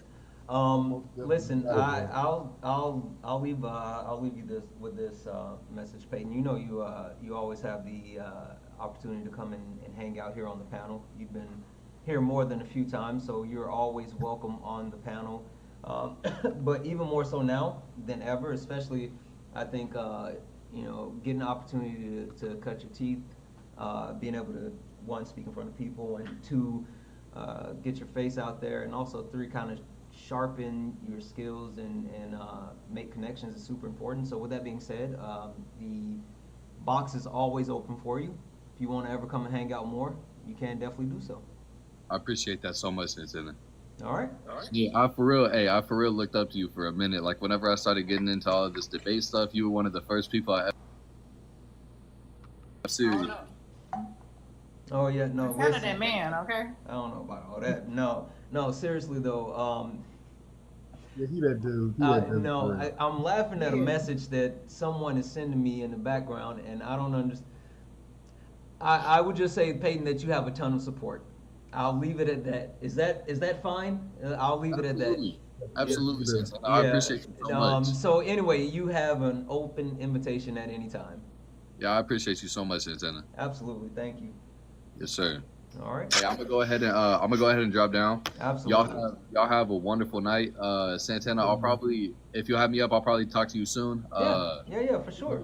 I would love to actually debate somebody up here one time, instead of talking about, because that kind of switched to talking about me. Well, but listen, I want to be able to show. we don't really do debates per se here on late nights. On late nights, yeah. But there's always sparring.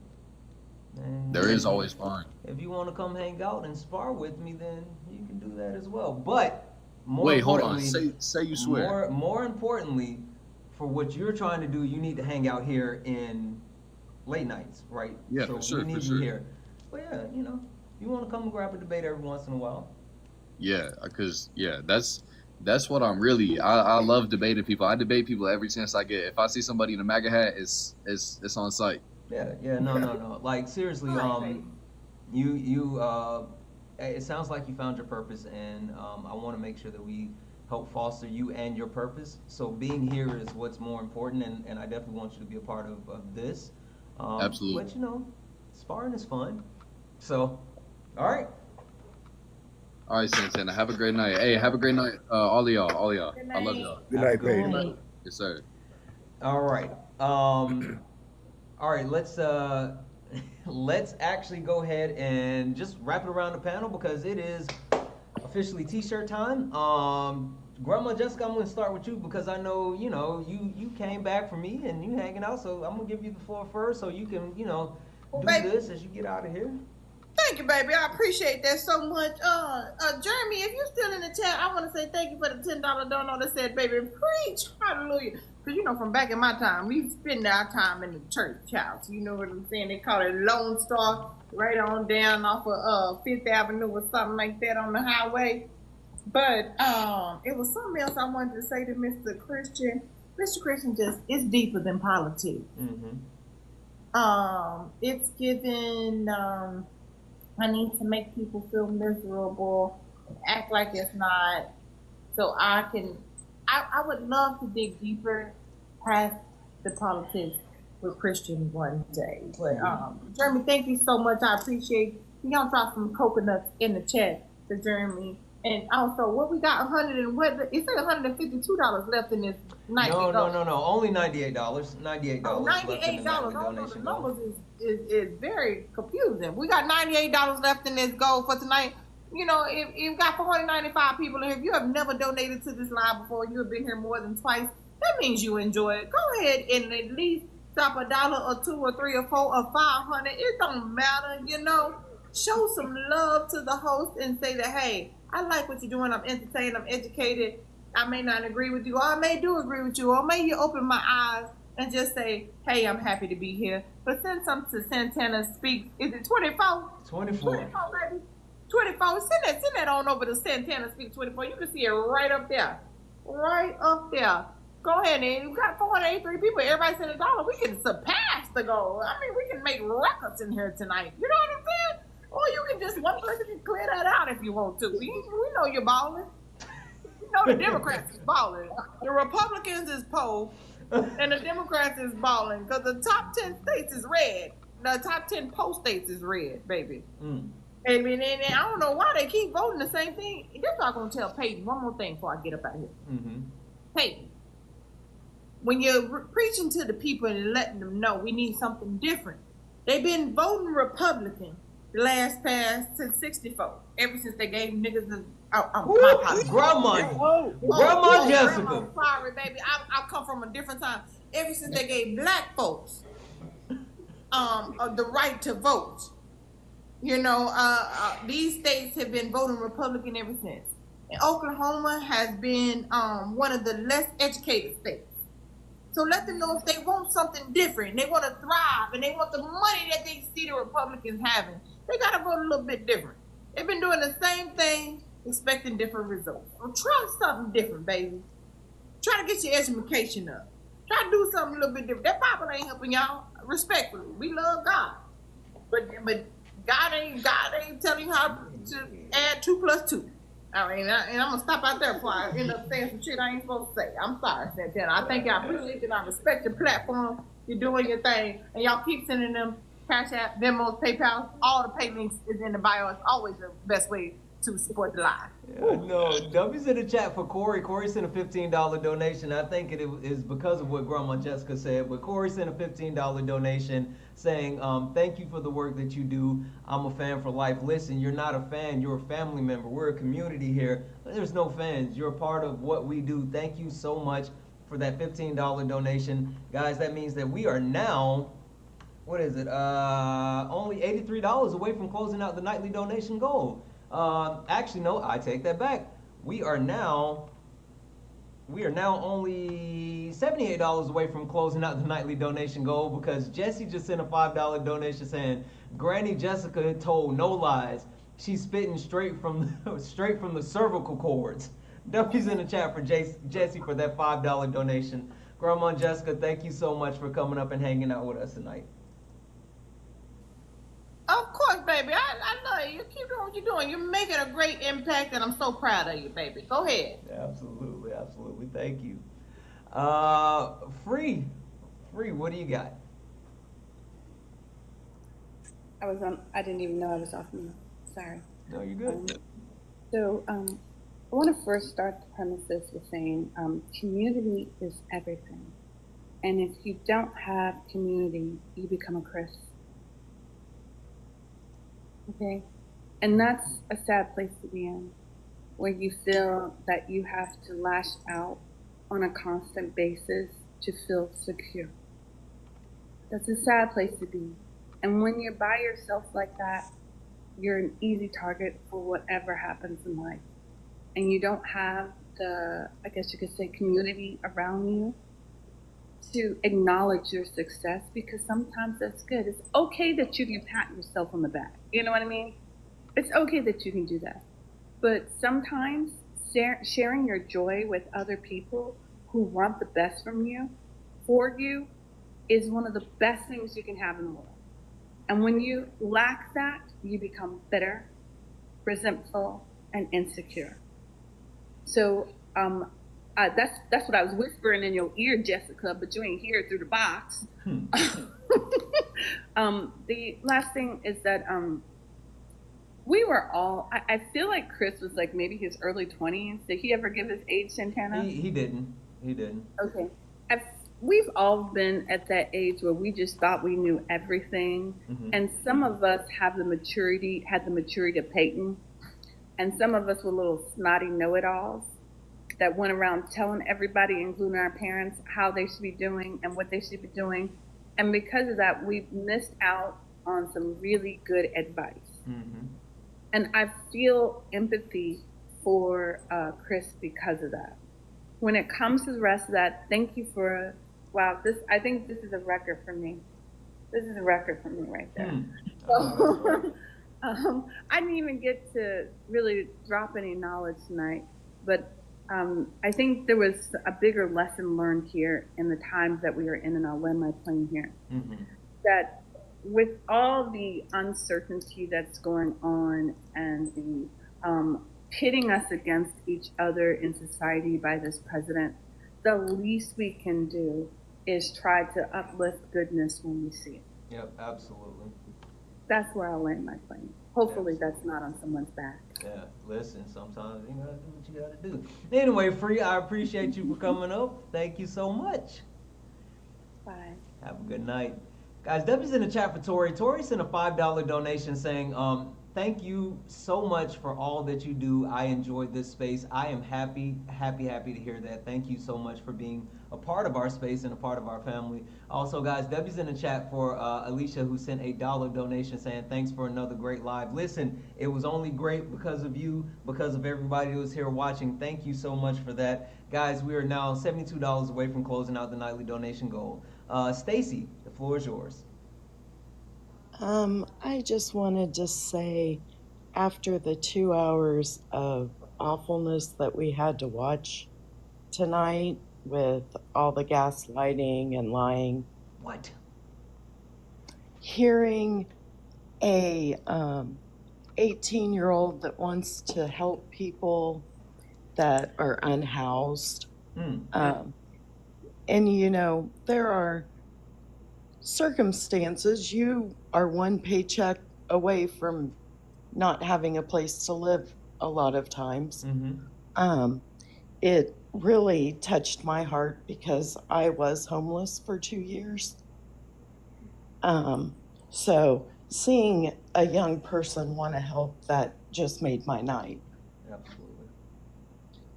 Yeah. And thank you, Santana. I love to watch your lives. I've just never felt like I should come up. Well, listen, this is Late Nights. You're always welcome on Late Nights. I really appreciate that you did come up and hang out with us and for everything that you added. So thank you. And thank you, everybody. Good night. Have a good one. Hawk, the floor is yours. What do you got?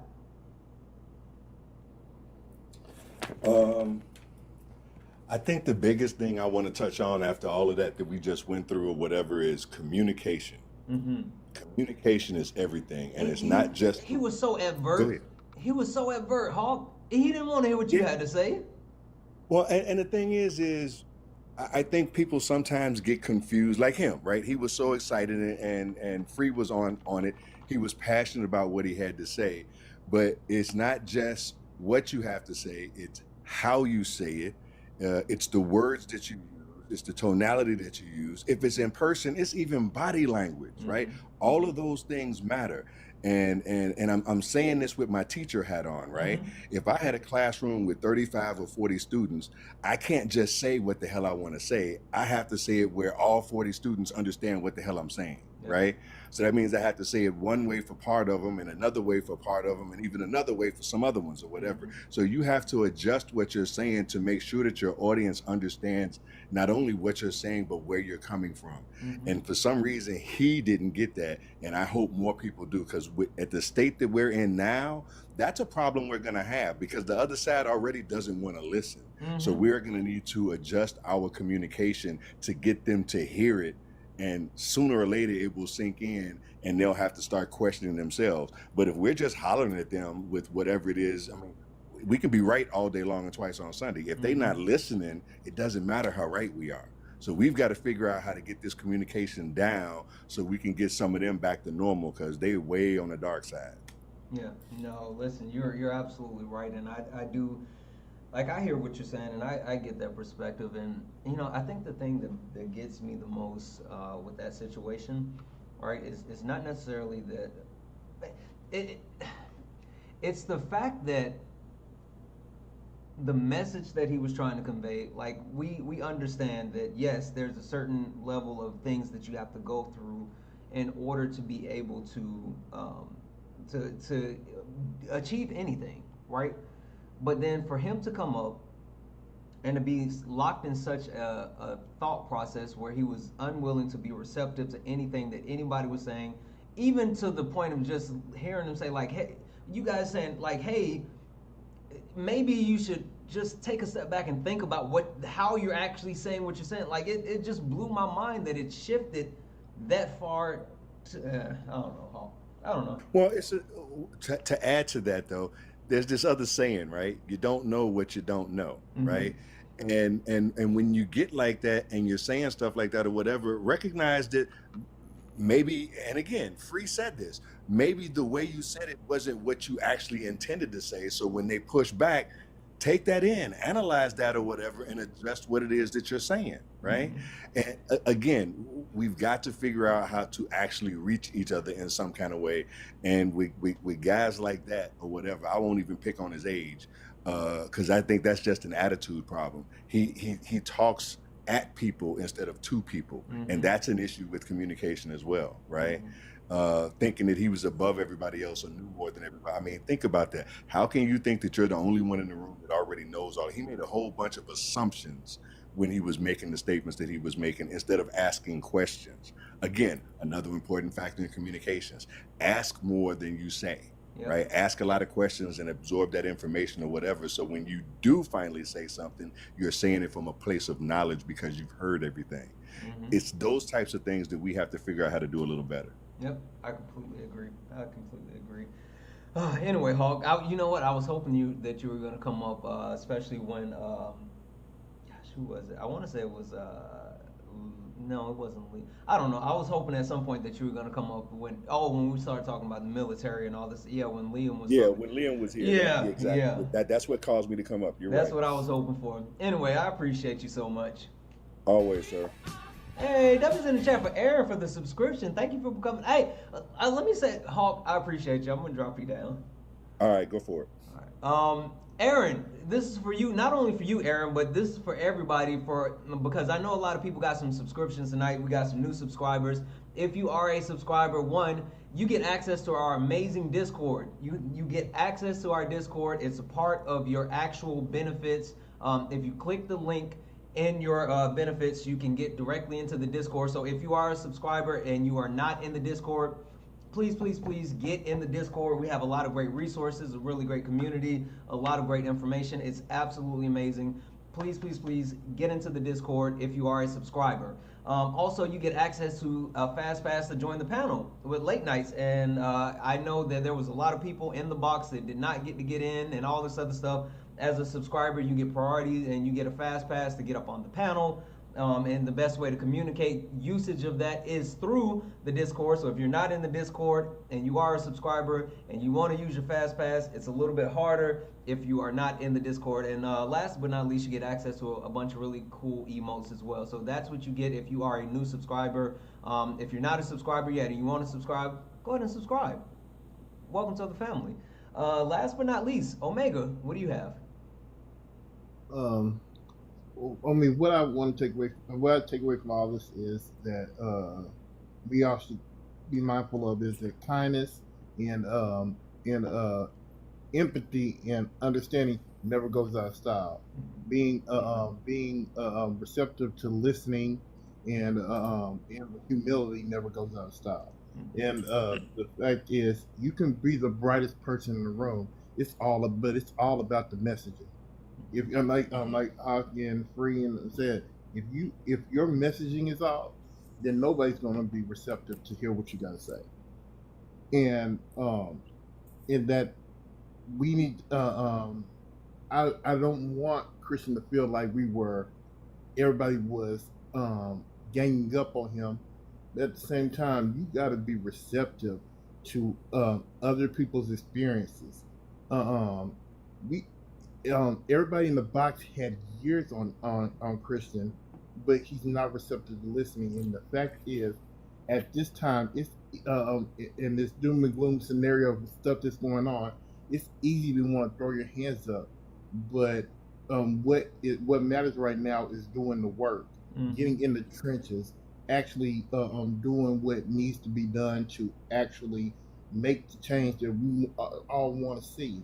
Because right now, it's the adverse effect of what's going on around us, and so we need more Paytons out there that are actually willing to actually run and do the work instead of the Christians that are constantly just saying it's never going to change. This is never going to happen. We need more people that will actually do what needs to be done to reverse everything that's going on right now. Yep. And I don't think Christian gets it, but I don't want him to feel like it's us against him, because we're all in the same boat. Yep. It's just that when your messaging is off and you're so quick to defend, you're not receptive to what other people are going to say. Yeah. And I mean, it kind of left a bad taste in my mouth. I'm not for everybody on the panel. It's just that I feel like he didn't understand where we were coming from, but we understood where he was coming from. And yes, he's right. It's going to be an uphill battle. But it's not to say that one man can't change the world. Like I said, Trump is changing it for the worse. You can either be the person that's going to change it for the better or change it for the worse. What kind of role do you want to take? Yeah, no, you're absolutely right about that, and I think that's the toughest part about all of this, right? Is that you know, life is already hard enough without having someone just sitting there telling you you can't do what you want to do, right? There's already enough people who are willing to do that, and even more so, like when we talk about the impacts of this past election, and you see like the youth who's getting energized and they want to be a part of this and they want to do that, and to have someone just like blatantly sit there and say, oh, you can't do it. Like, come on. Anyway, I appreciate you for coming up, my brother. Thank you, bro. Thank you for having me up. All right, have a good one. You too, man. Guys. W's in the chat for the chat. W's in the chat for the chat. You guys are still hanging out here. I always wonder, like, we always get a crowd of people that hang out to the very end. You all are interesting people. The ones that hang out like until the very end, it's always super interesting to see. Why do you guys hang out until the very end? I don't know. I love you guys. Also, W's in the chat for my mods. Dwayne just dropped it. Yeah, guys, make sure you follow me on all the socials, right? Follow me on Blue Sky, YouTube, Instagram, Twitch. Big shout out to the people still watching on Twitch. Big shout out to the people that's still watching on YouTube. Anyway, guys, that is a wrap. That's a wrap. We are calling it here. It was an amazing night. It definitely took a different direction than what I thought it was, but it was still fun. I really appreciate everybody hanging out and hanging in here with us. You don't want to miss out on anything. It's always, you know what? You never know what'll happen all the way up to the end here. Absolutely. Anyway, guys, yeah. Let's go raid Carbon. I see Carbon's on. Let's go raid Carbon. Guys. Let's go over to Carbon. Let's raid Carbon. Santana raid. Carbon. Santana raid. Is carbon.gg. Or wait, no. Hold on. It's not that one. It's Carbon Says. It's his Carbon Says account. Oh, it looks like his main account. Carbon Says. So let's get over to Carbon. Let's go raid Carbon. Carbon Says. Let's get over to his main account. I love you all. Thank you guys for being here. Hey, just one more quick reminder this week, since we did not have an opportunity to do late nights last night.